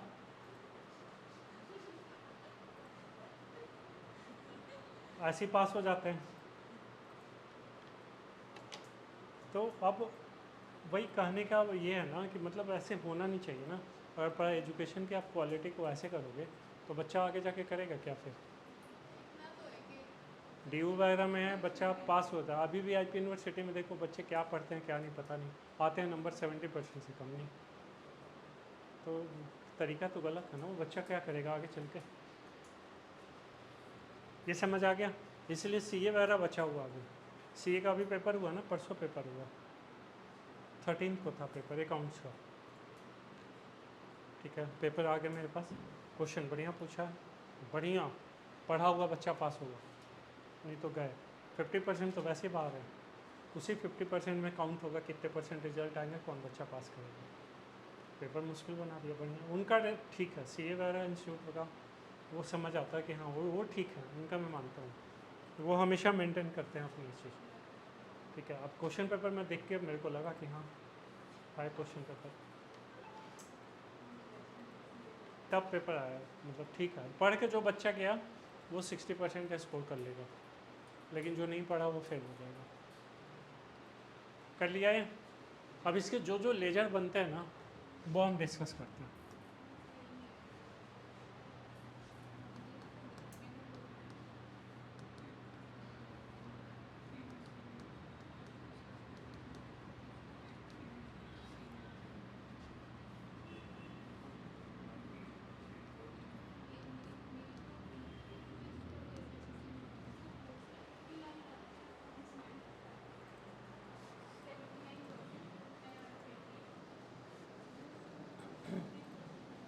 देखो बेटा, ये किसका हम बना रहे हैं, प्रोविजन फॉर टैक्सेशन का लेजर बना रहे हैं। ठीक है, अब सबसे पहले समझो कि प्रोविजन फॉर टैक्सेशन का लेजर हम कब प्रिपेयर करेंगे, किस कंडीशन में।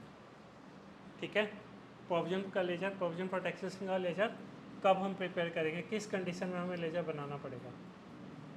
ठीक है, तो अब 2 पॉइंट यहाँ देखो, किस कंडीशन में लेजर प्रिपेयर करेंगे, किसका, प्रोविजन फॉर टैक्सेशन का। पहला कंडीशन कि जो बैलेंस शीट दी हुई है उसमें लायबिलिटी साइड में लिखा हुआ होगा provision for taxation. Balance sheet दी होगी, लायबिलिटी साइड में दिया होगा क्या चीज़, प्रोविजन फॉर टैक्सेशन, और एडजस्टमेंट में कुछ भी नहीं दिया हुआ। पहला कंडीशन क्या बताया कि प्रोविजन फॉर टैक्सेशन कहाँ दिया हुआ, कि लायबिलिटी साइड में। भाई 2 कॉलम होते हैं, करंट ईयर प्रीवियस ईयर, दोनों कॉलम में अमाउंट दिया हुआ, और एडजस्टमेंट में कुछ भी नहीं दिया हुआ। पहला कंडीशन हुआ ना। ठीक है, तो उसमें क्या करना है तुम्हें, करंट ईयर का क्या करना है, वहाँ पे प्लस करना है। करंट ऑपरेटिंग एक्टिविटीज़ बनाते हैं ना, तो मैंने लिखवाया प्रोविजन फॉर टैक्सेशन, एक ऊपर नेट प्रॉफिट के साथ में और एक लास्ट में लिखवाया। ठीक है, यानी एक लास्ट में लिखा, तो एक अमाउंट क्या होगा, शुरू में प्लस होगा और एक अमाउंट नीचे से माइनस होगा। वो कौन सा अमाउंट होगा, तो जो करंट ईयर का होगा वो ऊपर में ऐड करना है तुम्हें। सर आपने कहा प्रीवियस ईयर का रुक जा बेटा, नहीं करंट ईयर कहीं ऐड होगा, करंट है प्रीवियस ईयर, प्रपोज डिविडेंड का प्रीवियस ईयर नहीं, दोनों का करंट ईयर ही आएगा। रुको सोचने दो 1 minute. Propose dividend, provision for taxation, current year का प्लस होगा, करंट ईयर का प्लस होगा, प्रीवियस ईयर का नीचे माइनस होगा। करंट ईयर, दोनों करंट ईयर का ही होगा प्लस, दोनों। सर और नीचे प्रीवियस ईयर, नीचे प्रीवियस, हाँ, और प्रोविजन फॉर टैक्सेशन तो वहीं से माइनस हो जाएगा, और प्रोपोज डिविडेंड कहाँ से होगा, फाइनेंसिंग से। ठीक है, तो ये तो पहला समझ आया। क्या समझ आया कि जब provision for taxation balance sheet के लायबिलिटी साइड में दी हुई है तो 2 अमाउंट दिया होगा, करंट ईयर और प्रीवियस ईयर में। ठीक है, तो जो करंट ईयर वाला अमाउंट है वो शुरू में ऐड कर देना और प्रीवियस अमाउंट के क्या करना, माइनस कर देना। और ये बात समझ। ठीक है, और लेजर नहीं बनाना है, और लेजर प्रिपेयर नहीं करना। समझ आ गया एक का स्टेप। अब दूसरे स्टेप में देखो, प्रोविजन फॉर टैक्सेशन ऊपर भी दिया हुआ दोनों कॉलम में, बैलेंस शीट के लायबिलिटी साइड में दिया हुआ, लेकिन साथ में नीचे एडजस्टमेंट में भी दिया हुआ, साथ में एडजस्टमेंट में भी दिया हुआ। तब क्या करेंगे, लेजर प्रिपेयर करेंगे। तब क्या करेंगे, लेजर प्रिपेयर करेंगे। लेजर कब बनेगा, फिर से बोलो। लायबिलिटी साइड में, बैलेंस शीट के लायबिलिटी साइड में प्रोविजन फॉर टैक्सेशन दोनों कॉलम में अमाउंट दिया हुआ, और एडजस्टमेंट में भी प्रोविजन फॉर टैक्सेशन के बारे में कुछ लिखा हुआ है। ठीक है, तब हम क्या करेंगे, लेजर प्रिपेयर करेंगे। यानी लेजर तभी प्रिपेयर करेंगे जब एडजस्टमेंट में भी हो और बैलेंस शीट की लायबिलिटी साइड में भी ओपनिंग क्लोजिंग बैलेंस दिया हो, तब भी लेजर प्रिपेयर करेंगे, अदरवाइज नहीं करेंगे। क्लियर है यहाँ तक? याद हो गया? अब लेजर प्रिपेयर करोगे तो कैसे करोगे, देखो ये हो लेजर, देखो प्रोविजन फॉर टैक्सेशन, प्रोविजन होता क्या, लाइबिलिटी होती है, और किसी भी लाइबिलिटी का जब हम लेजर प्रिपेयर करेंगे तो ओपनिंग बैलेंस कहाँ लिखते हैं, क्रेडिट साइड में। किसी भी लाइबिलिटीज का ओपनिंग बैलेंस जब हम लेजर प्रिपेयर करेंगे तो ओपनिंग बैलेंस कहाँ आएगा, क्रेडिट साइड में। असेट का ओपनिंग बैलेंस लेजर में कहाँ आता है, डेबिट साइड में। तो ये हो गया हमारा, बीडी के लिए ओपनिंग यूज करते हैं और क्लोजिंग के लिए हम क्या यूज करते हैं, कैरेट डाउन। तो ये बेटा दोनों अमाउंट आपको क्वेश्चन में दिया हुआ है, यही बताया ना, ठीक है, यही बताया ना। अब एडजस्टमेंट में क्या अब देखो ये दोनों तो समझ आ गया तुम्हें। अब यहाँ हम लिखते हैं टू बैंक पेड, और यहाँ लिखते हैं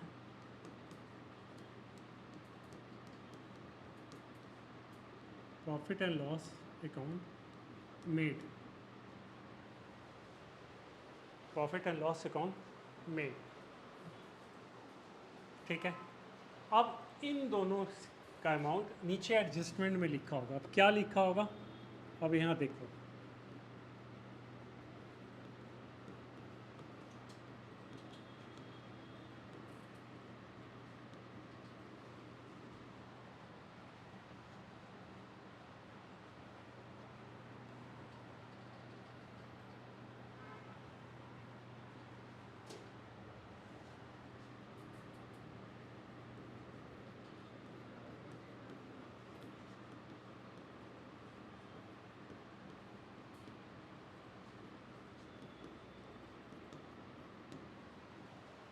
अब इसको एग्जाम्पल से समझो, इसको एग्जाम्पल से समझो। मान लो ये दिया हुआ है तुम्हें 50,000, ठीक है, और ये तुम्हें दिया हुआ है सपोज क्वेश्चन में ओपनिंग बैलेंस 50 और क्लोजिंग बैलेंस कितना दिया हुआ 60।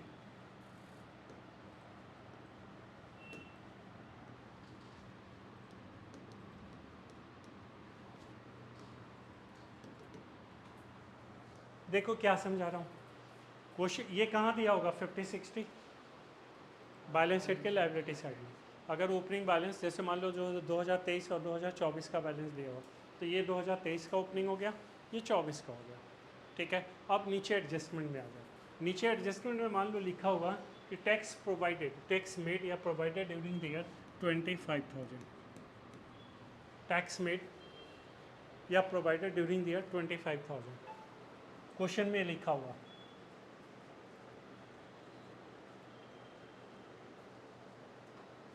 ठीक है, अब देखो ये क्वेश्चन में लिखा हुआ क्या, टैक्स मेड या प्रोवाइडेड ड्यूरिंग द ईयर।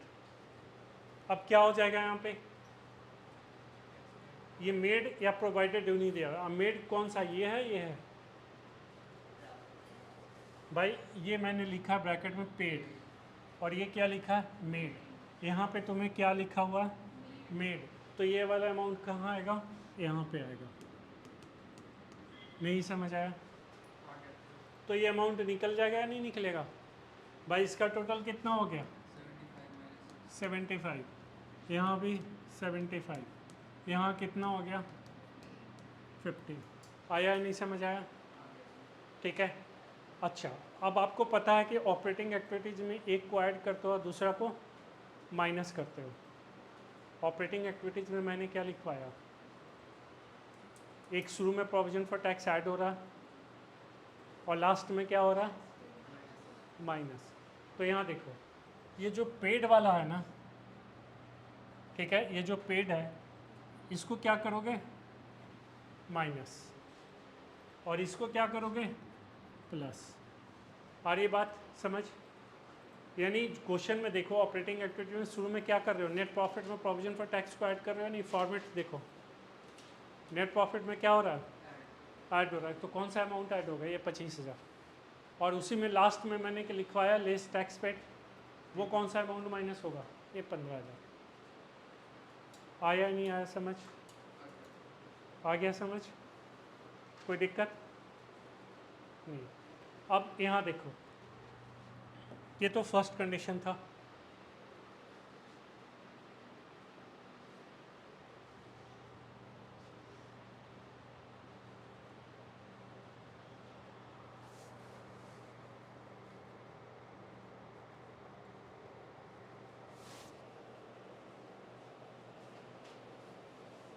ये फर्स्ट कंडीशन था। सेकंड कंडीशन देखो,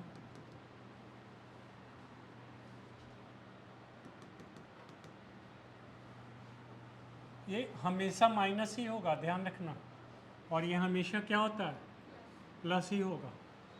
ठीक है, अब यहाँ पे नई चीज़ देखो, अब ये वाला लाइन नहीं लिखा है। ठीक है, दो लाइनें लिखी हो सकती है, दोनों में से एक। अब सपोज ये नहीं दिया हुआ, तो कौन सी लाइन होगी, फिर क्या लिखा होगा यहाँ पे, दोनों में से एक, या तो ये दिया होगा या जो भी लिख रहा हूँ ये दिया होगा। तो ये वाला तो कैसे होगा समझा दिया। ठीक है, अब दूसरा वाला क्या लिखा होगा,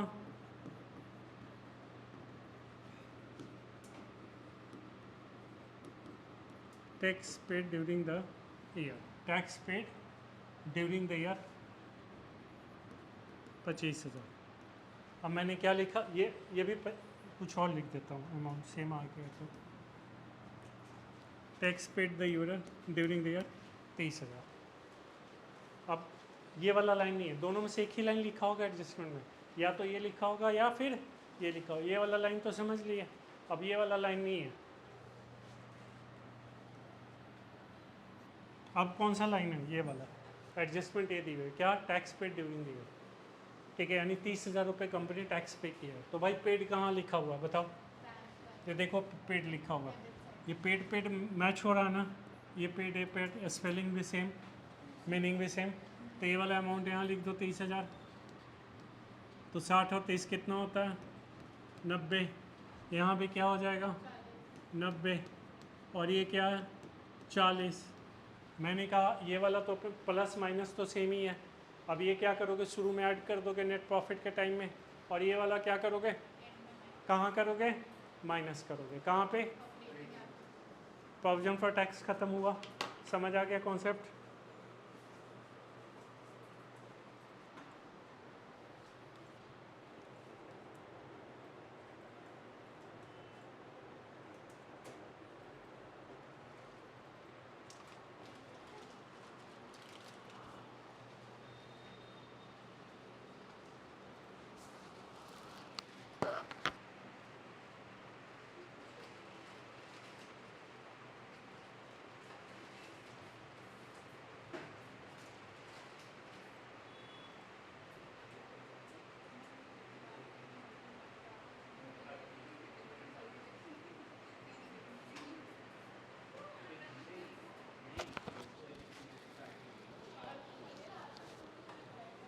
आ गया बेटा समझ, कुछ पूछना चाह रहे थे। फिर मुझे 75 पे बता दीजिए। अच्छा वो पुराने वाला था ना, समझ गए सर।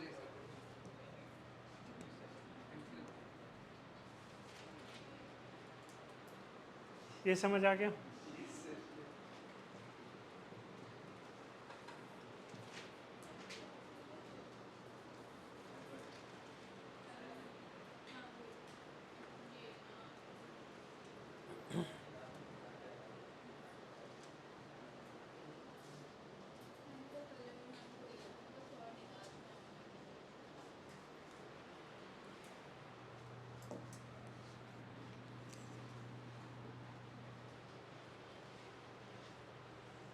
एक ले जा फिनिश।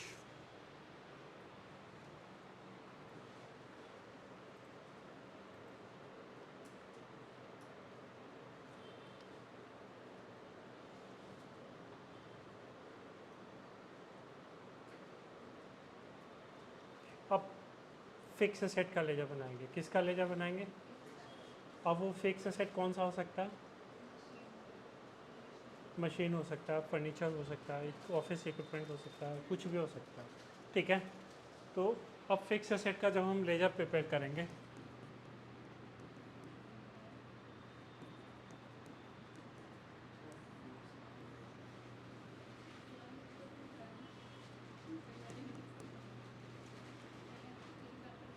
फिक्स सेट का किसी भी असेट्स का ओपनिंग बैलेंस कहाँ आएगा? क्रेडिट साइड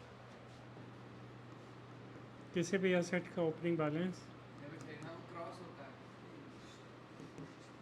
क्या इस चीज़ में हमेशा कंफ्यूज ना अबे वो क्रॉस होता है असेट्स डेबिट बैलेंस होता है, ध्यान रखना। इसलिए इसका ओपनिंग बैलेंस कहाँ आएगा? डेबिट में आएगा। किसी भी असेट्स का बैलेंस ओपनिंग बैलेंस कहाँ आएगा? डेबिट में। ठीक है इधर संगीत मार रहा है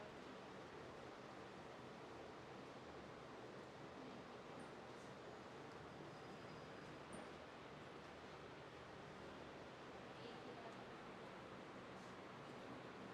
एक कैश फ्लो स्टेटमेंट का एक पेज दे दूंगा तुम लोग को, पेज से ही काम हो जाएगा। उसमें सारे ट्रीटमेंट्स लिखी हुई हैं, ठीक है? उससे बहुत फ़ायदे हैं, ठीक है? वो तो मेरा एक पेज है, उसको फ़ोटो कॉपी वाले से छोटा भी करवा सकते हो ठीक है? वो कई काम कर जाते हैं, उसके कई फ़ायदे हैं, ठीक है? एक ही पेज पे दोनों साइड लिखा हुआ है, ठीक है? तो उसमें सारी कंडीशन, गुडविल कम हो तो क्या करेंगे, प्लांट कम हो तो क्या करेंगे, क्या है, वो सब चीज़ लिखा हुआ उसके अंदर, इनकेज डिक्रेज के लिए। तो तुम्हारे बहुत काम का चीज़ है वो। तो मैंने पढ़ने के लिए जूम निकाला हुआ, बड़ा शॉर्ट भी हो जाता है, छोटा सा। तो देखो यहाँ पे क्या लिखा मैंने, फिक्स सेट का ओपनिंग बैलेंस यहाँ, क्लोजिंग बैलेंस यहाँ, ठीक है? अब बेटा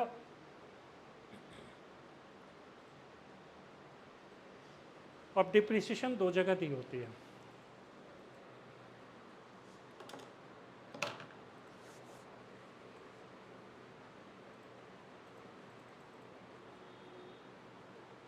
डिप्रिसिएशन दो जगह दिया होगा, एक तो बैलेंस शीट होती है ना, ठीक है? तो बैलेंस शीट के अंदर ही डिप्रिसिएशन दी होती है, एक्यूमुलेटेड डिप्रिसिएशन करके असेट से माइनस किया होगा। या तो कभी कभी क्या करते हैं, जैसे तुम एडमिशन वगैरह का जो चैप्टर की उसमें देखती नहीं थी, कभी कभी, अच्छा उसमें नहीं था, लेकिन उसमें था प्रोविज़न का, डेटा पे जो प्रोविज़न करते हैं वो डेटा से भी माइनस किया होता है, लायबिलिटी साइड में भी दी होती है। ऐसा दिखा ना? सर एक क्वेश्चन देखा था फिर वो छोड़ दिया सर एक क्वेश्चन देखा था समझ नहीं आया वो छोड़ दिया अच्छा ऐसे वाला, हाँ सर अच्छा नहीं, समझदारी भी इसी में है, टेंशन क्यों लेना जो चीज़ अपने बस की बाहर की बात है छोड़ ही देना चाहिए, और समय रहते नहीं छोड़े, और ज़्यादा लेट किया तो फिर टाइम भी ख़राब, दिमाग भी ख़राब। सर एक बार आप वो करा देना वो एक ही क्वेश्चन है मैं उसमें टेस्ट लेते आना, करा दूँ।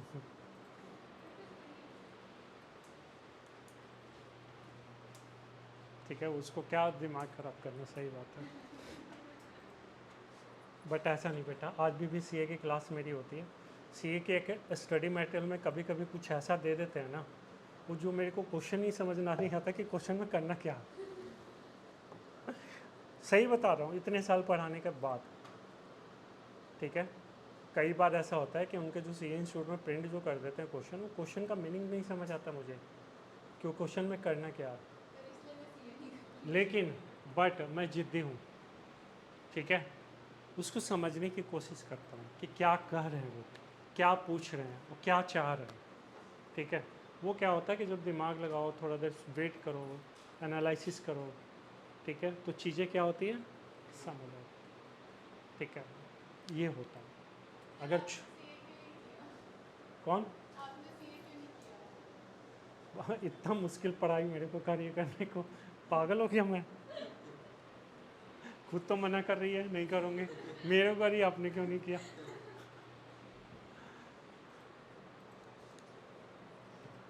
ठीक है, तो बेटा छोड़ना नहीं चाहिए, क्योंकि अभी तो चलो तुम्हारे पास बहुत है, यूट्यूब है, ऑनलाइन कोचिंग है, योगा। मेरे टाइम में क्या होता था, किताबें होती थी बस, और नहीं तो कोचिंग होता था। नेट हमें पता ही नहीं होता था, इंटरनेट क्या होता है, ठीक है? कोई सुविधा नहीं थी, या तो हाथ में बुक्स होती थी, ठीक है, या फिर कोई कोचिंग वगैरह में गया, टीचर से पूछा, समझे, वो बता दें, इतना ही फैसिलिटी थी। आजकल तो यूट्यूब पे इतने अच्छे कंटेंट्स आ रहे हैं, ऑनलाइन इतने अच्छे, पढ़ने के लिए तो बहुत चीज़ें हैं ना, ठीक है? अब तो बुक्स बाकी में कोई पढ़ता भी नहीं है, ज़्यादातर तो ऑनलाइन वो यूट्यूब पे देख के काम चला लेते हैं सर। और कोई अच्छा कोर्स कर रहे हो तो फिर लोग बुक्स पढ़ते हैं, उसके डिटेल में जाते हैं, तो वो चीज़ें। फिक्स एसेट ओपनिंग समझ आ गया, क्लोजिंग समझ आ गया, ठीक है। अब डिप्रिसिएशन की दो कंडीशन दी होती है। एक तो डिप्रिसिएशन की कंडीशन दी होगी तुम्हें बैलेंस शीट में, या तो असेट से माइनस किया हुआ होगा या तो फिर लायबिलिटी साइड में दिया होगा एक्युमुलेटेड डिप्रिसिएशन करके। समझ आ रही बात? वैसे जनरली असेट से ही माइनस ही किया होता है, लायबिलिटी साइड में कभी कभी देते हैं, ठीक है। तो अगर सिर्फ वहाँ दिया हुआ कंडीशन समझ आ, जो कन्फ्यूजन है वही मैं बता रहा हूँ तुम्हें, ये वाला कन्फ्यूजन है, क्योंकि ये वाला समझने में मेरे को अपने टाइम में टाइम लगा था। समझ आ रही बात? ठीक है। तब मेरे जो रियलाइज़ हुआ कि ये मेरे को बड़ा मुश्किल लगा था समझने में, तो मैंने जो चीज़ मुश्किल लगा ना उसको मैं सबसे ज़्यादा ईजी कर देता हूँ। अब मेरे टाइम में रेक्टिफिकेशन ऑफ एरर्स एक चैप्टर होता है 11th क्लास में, सर 10 में रेक्टिफिकेशन ऑफ एरर्स। मेरा डिलीटेड था लास्ट में, ये चैप्टर डिलीटेड था मेरे स्कूल में। तुम्हारे स्कूल में? अरे भगवान, ऐसे स्कूल सब स्टूडेंट को दे कौन सा स्टूडेंट स्कूल था भाई? मैं भी भगवान से मांगूंगा तो यही मांगूंगा, भगवान सारे बच्चों को उसी स्कूल में पढ़ाना, ठीक है। एक चैप्टर है अच्छा सा कॉन्सेप्चुअल, ठीक है, वो क्वेश्चन उस चैप्टर को तुम्हारे स्कूल वालों ने नहीं पढ़ा है, तो भगवान ऐसे स्कूल सभी बच्चों को दे। हाँ, हद है। वो चैप्टर बेसिकली क्या है मुश्किल, अगर सही तरीके से टीचर की गाइडलाइंस नहीं मिले ना तो चैप्टर क्या है वो मुश्किल है। लेकिन अगर सही से गाइडलाइंस मिल गई ना आपको उस चैप्टर के अंदर, यानी सिस्टमेटिक अगर सही तरीके से आपको पढ़ा दिया गया तो चैप्टर सबसे ईजी है, ठीक है। तो जब मैं पढ़ता था उस टाइम तो मेरे को थोड़ा सा मुश्किल लगा था, ये नहीं कहूँगा, ठीक है, एक्चुअल में क्या हुआ था, क्योंकि देखो कोई भी चैप्टर मुश्किल है ईजी है, वो बच्चा को कैसे वो चीज़ होगा, वो टीचर के ऊपर डिपेंड करता है कि टीचर ने उसको पढ़ाया कैसे, उसको समझ आ रही बात, टीचर ने उस बच्चे को पढ़ाया कैसे है, और वो सबसे इजी चैप्टर है आज के डेट में। मैं पढ़ाता हूँ सबसे इजी लगता है। सीए के भी क्लासेज होते हैं, उसमें ये चैप्टर सबसे इजी है मेरा, सबसे इजी, बच्चे को भी इजी लगता है, लेकिन मेरे को अपने उस टाइम में मुश्किल लगा था क्योंकि वो पढ़ाया गया था मेरे को वैसे मुश्किल तरीके से, मुश्किल नहीं लगा चैप्टर। अब देखो डिप्रिसिएशन वाले में कन्फ्यूज़न होती है बच्चे को। पहला स्टेप ध्यान रखो डिप्रिसिएशन का, कि सिर्फ डिप्रिसिएशन क्या दिया हुआ, बैलेंस शीट में दिया हुआ, नीचे नहीं दिया हुआ एडजस्टमेंट में कुछ भी, पहला कंडीशन। तो फिर क्या करेंगे उसमें, वो जो डिप्रिसिएशन का जो डिफरेंसेस है ना, ठीक है, वो ऐड कर देना, items to be added operating activities में डिप्रिसिएशन। ऑपरेटिंग एक्टिविटीज़ में मैंने क्या लिखवाया, आइटम्स टू बी एडेड में लिखवाया ना डिप्रिसिएशन, वहाँ पे क्या करोगे, ऐड कर दोगे। आया समझ? क्या बताया, जब प्रोविजन फॉर डिप्रिसिएशन या एक्युमुलेटेड डिप्रिसिएशन दोनों का मीनिंग एक ही है, वो कहाँ दिया हो, बैलेंस शीट में, या तो असेट से माइनस किया हो या फिर लायबिलिटी, बट एडजस्टमेंट में कुछ भी नहीं दिया हुआ, तो हम उसको क्या करेंगे, ऐड करेंगे आइटम्स टू बी एडेड। आगे बात समझ? ठीक है, याद रहेगा। लिखना है तो लिख भी लो, लिखना है तो लिख भी लो।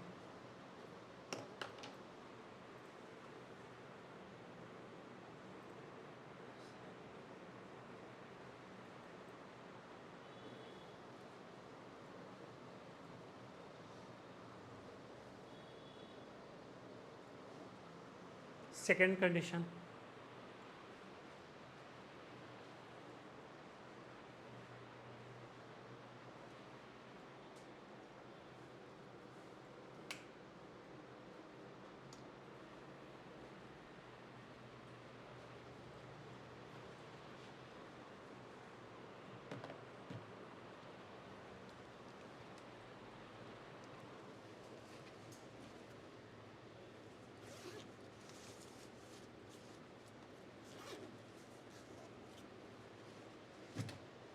सेकेंड कंडीशन के ऊपर बैलेंस शीट में कुछ भी नहीं दिया हुआ डिप्रिसिएशन के बारे में, क्या बताया मैंने, और कहाँ दिया हुआ, एडजस्टमेंट। क्लियर? ठीक है। जो सेकेंड तीन कंडीशन है, तीनों कंडीशन को ध्यान से समझ लेना।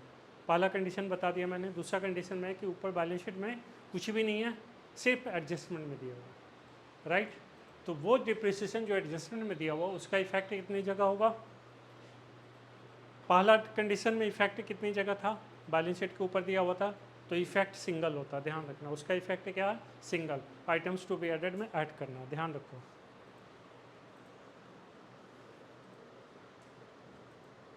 सेकंड कंडीशन में डिप्रिसिएशन कहाँ दिया होगा? एडजस्टमेंट। एडजस्टमेंट में जो चीज़ें दी हुई उसका इफेक्ट कितनी जगह होता है? 2 जगह। तो एक तो अभी लेजर में यहाँ डिप्रिसिएशन लिख दो, एक लेजर में यहाँ डिप्रिसिएशन लिख लो। दूसरा इफेक्ट क्या होगा? आइटम्स टू बी एडेड में। एडजस्टमेंट में दी हुई डिप्रिसिएशन, तो उसका इफेक्ट कितनी जगह होगा? 2 जगह, ठीक है। जो भी एडजस्टमेंट में चीज़ें दी होती है उसका इफेक्ट क्या होता है? डबल होता है, ठीक है। तो डिप्रिसिएशन एक तो यहाँ लिख दिया, और दूसरा कहाँ लिखोगे? आइटम्स टू बी एडेड में। दूसरा कहाँ लिखोगे? Items to be added.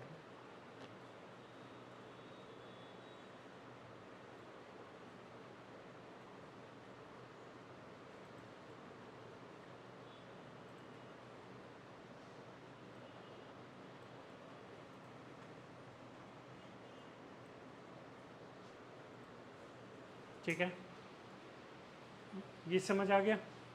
ठीक है। तीसरा अभी बताऊंगा, तीसरा अभी थोड़ी देर में बताता हूँ, पहले इसको ख़त्म कर लेते हैं, ठीक है।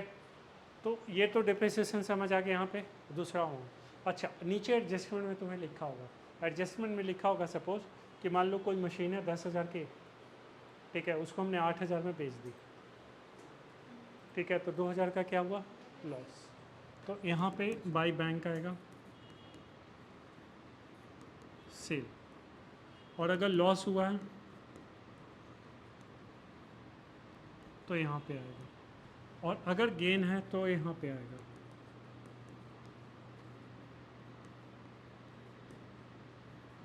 Gain on sale of fix asset. आ रही बात समझ? ठीक है, लॉस हुआ तो कहाँ पे आएगा? यहाँ पे। और गेन हुआ है तो कहाँ पे आएगा? यहाँ पे। कोई दिक्कत? ठीक है। अच्छा बताओ, या तो गेन हुआ होगा या लॉस हुआ होगा, ठीक है। अब समझो, नीचे एडजस्टमेंट में लिखा हुआ कि 10,000 की है और हमने कितने में बेच दी उसको? 8,000 में। तो 10,000 की बेच की कितने में? 8,000 में, ठीक है। 2,000 का लॉस हुआ, एक जगह हो गया दोनों। दूसरा जगह कहाँ होगा? एक तो लॉस हुआ 2,000 का, वहाँ चला जाएगा आइटम्स टू बी एडेड में, loss on sale of fix asset.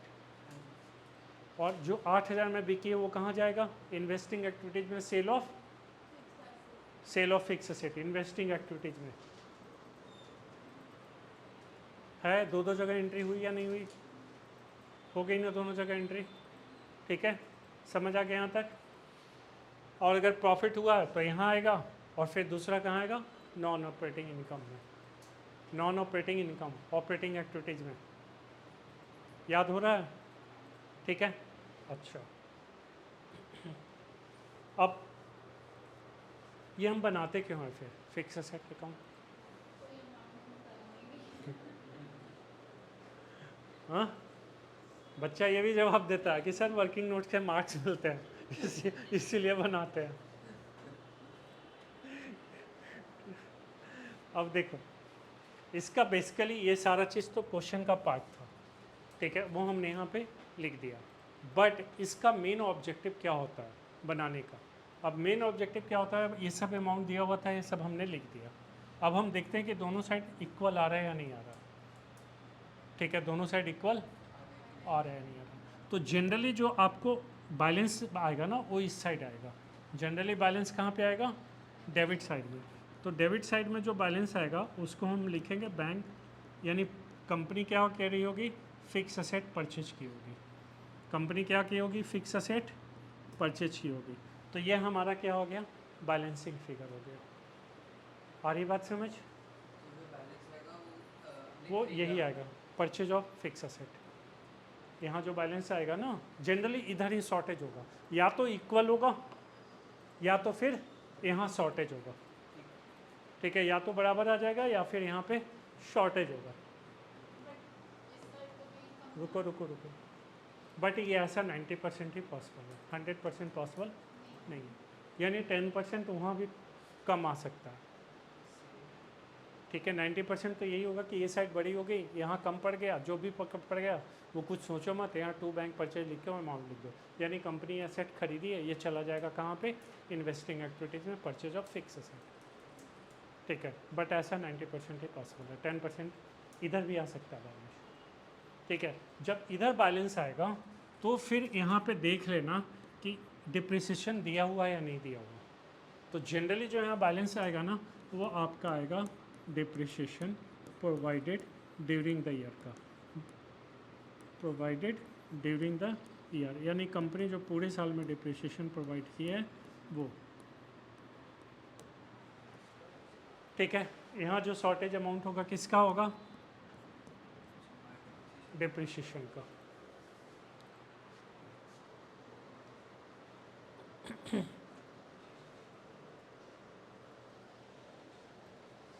Shortage आएगी वो बाय डेफिनेशन का आएगा, उधर देखो ना स्टार लगा तो दिया, बाय डेफिनेशन करके फिर लिखो। और ये डिप्रिसिएशन पता ही है कहाँ लिखते हैं, कहाँ जाएगा, आइटम्स टू बी एडेड में।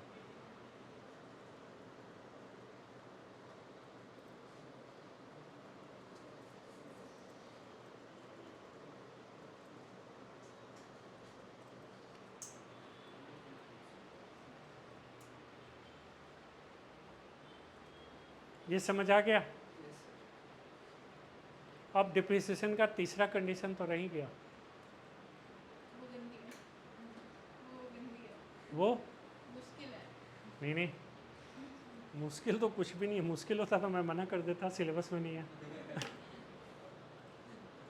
हाँ, मैं मना कर देता, आउट ऑफ सिलेबस है, बट मुश्किल तो है नहीं। ऐसा तो नहीं सोच रहे हो कि सर को नहीं आता होगा, नहीं ऐसा मत सोच लेना, क्योंकि ये जो मेरा लेवल है ना बहुत नीचे का लेवल है, स्टार्टिंग लेवल है जो तुम्हें पढ़ा रहा हूँ मैं,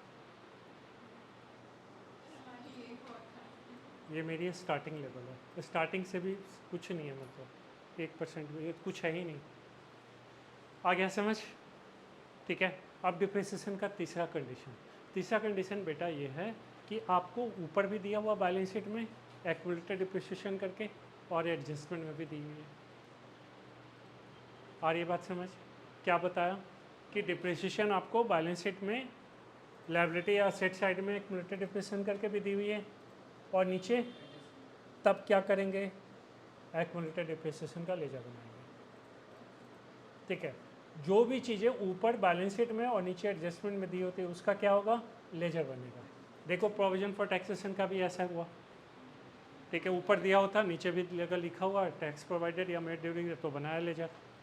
इसमें भी यही हो रहा, डिप्रिसिएशन में क्या हुआ, ऊपर भी दिया हुआ और नीचे भी दिया हुआ, तो फिर क्या होगा यहाँ पे एक और लेजर बन जाएगा। किसका बन जाएगा बेटा, एक्यूमुलेटेड डिप्रिसिएशन का।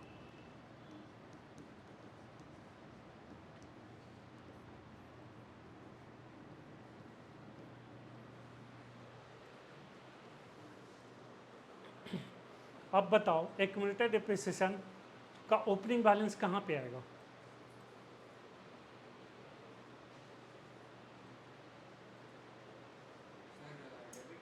Sir debit debit side. अच्छा चलो, अब एक चीज़ मेरे को बताओ तुम, ठीक है, नहीं डेबिट ही आएगा, लेकिन नहीं मतलब उसमें बैलेंस शीट में इस साइड आता है, किस साइड आता है, लायबिलिटी साइड। बैलेंस शीट की लायबिलिटी साइड में, और असेट्स में कहाँ होता है, असेट से माइनस किया होता है। तो बेचा असेट से माइनस किया हुआ, यानी असेट्स की वैल्यू क्या हो रही है, कम हो रही है ना, तो ओपनिंग कहाँ पे आएगा, क्लोजिंग में आएगा। कहाँ पे आएगा, क्लोजिंग में। असेट्स बर्थ हो नहीं रहा है, असेट्स का ओपनिंग बैलेंस क्या होता है, डेबिट, लेकिन असेट्स अगर कम होगा तो रिवर्स हो जाएगा ना। और एक्यूमुलेटेड डिप्रिसिएशन कई बार क्या होता है, या तो असेट से माइनस करो, दो तरीके से लिखने का तरीका होता है एक्यूमुलेटेड, या तो असेट से माइनस कर दो, या असेट से माइनस मत करो, लायबिलिटी साइड में लिख दो। भाई डेटर्स होता है ना, एडमिशन चैप्टर पढ़ लिया ना, डेटर्स में प्रोविजन या तो डेटा से माइनस किया होता है, एक तो तरीका ये होता है, दूसरा तरीका क्या होता है, डेटा से माइनस ना करके लायबिलिटी साइड में लिख दो। तो बेटा लायबिलिटी साइड में तो चीज़ें चली गई ना, तो ओपनिंग बैलेंस कहाँ आएगा, क्रेडिट में आएगा। तो ओपनिंग बैलेंस क्रेडिट में और यहाँ हो गया डेबिट में। अरे रुको रुको रुको रुको रुको, अब लगता है 2 घंटे पूरे होने वाले हैं क्या? 2 घंटे पूरे होने वाले हैं क्या? मतलब अब टाइम 2 घंटा पूरे होने वाला है ना? हाँ, तो छुट्टी का भी इंतज़ार होने लगा। एक्यूमुलेटेड डिप्रिसिएशन, ओपनिंग वहाँ पे तो क्लोजिंग कहाँ पे आएगा?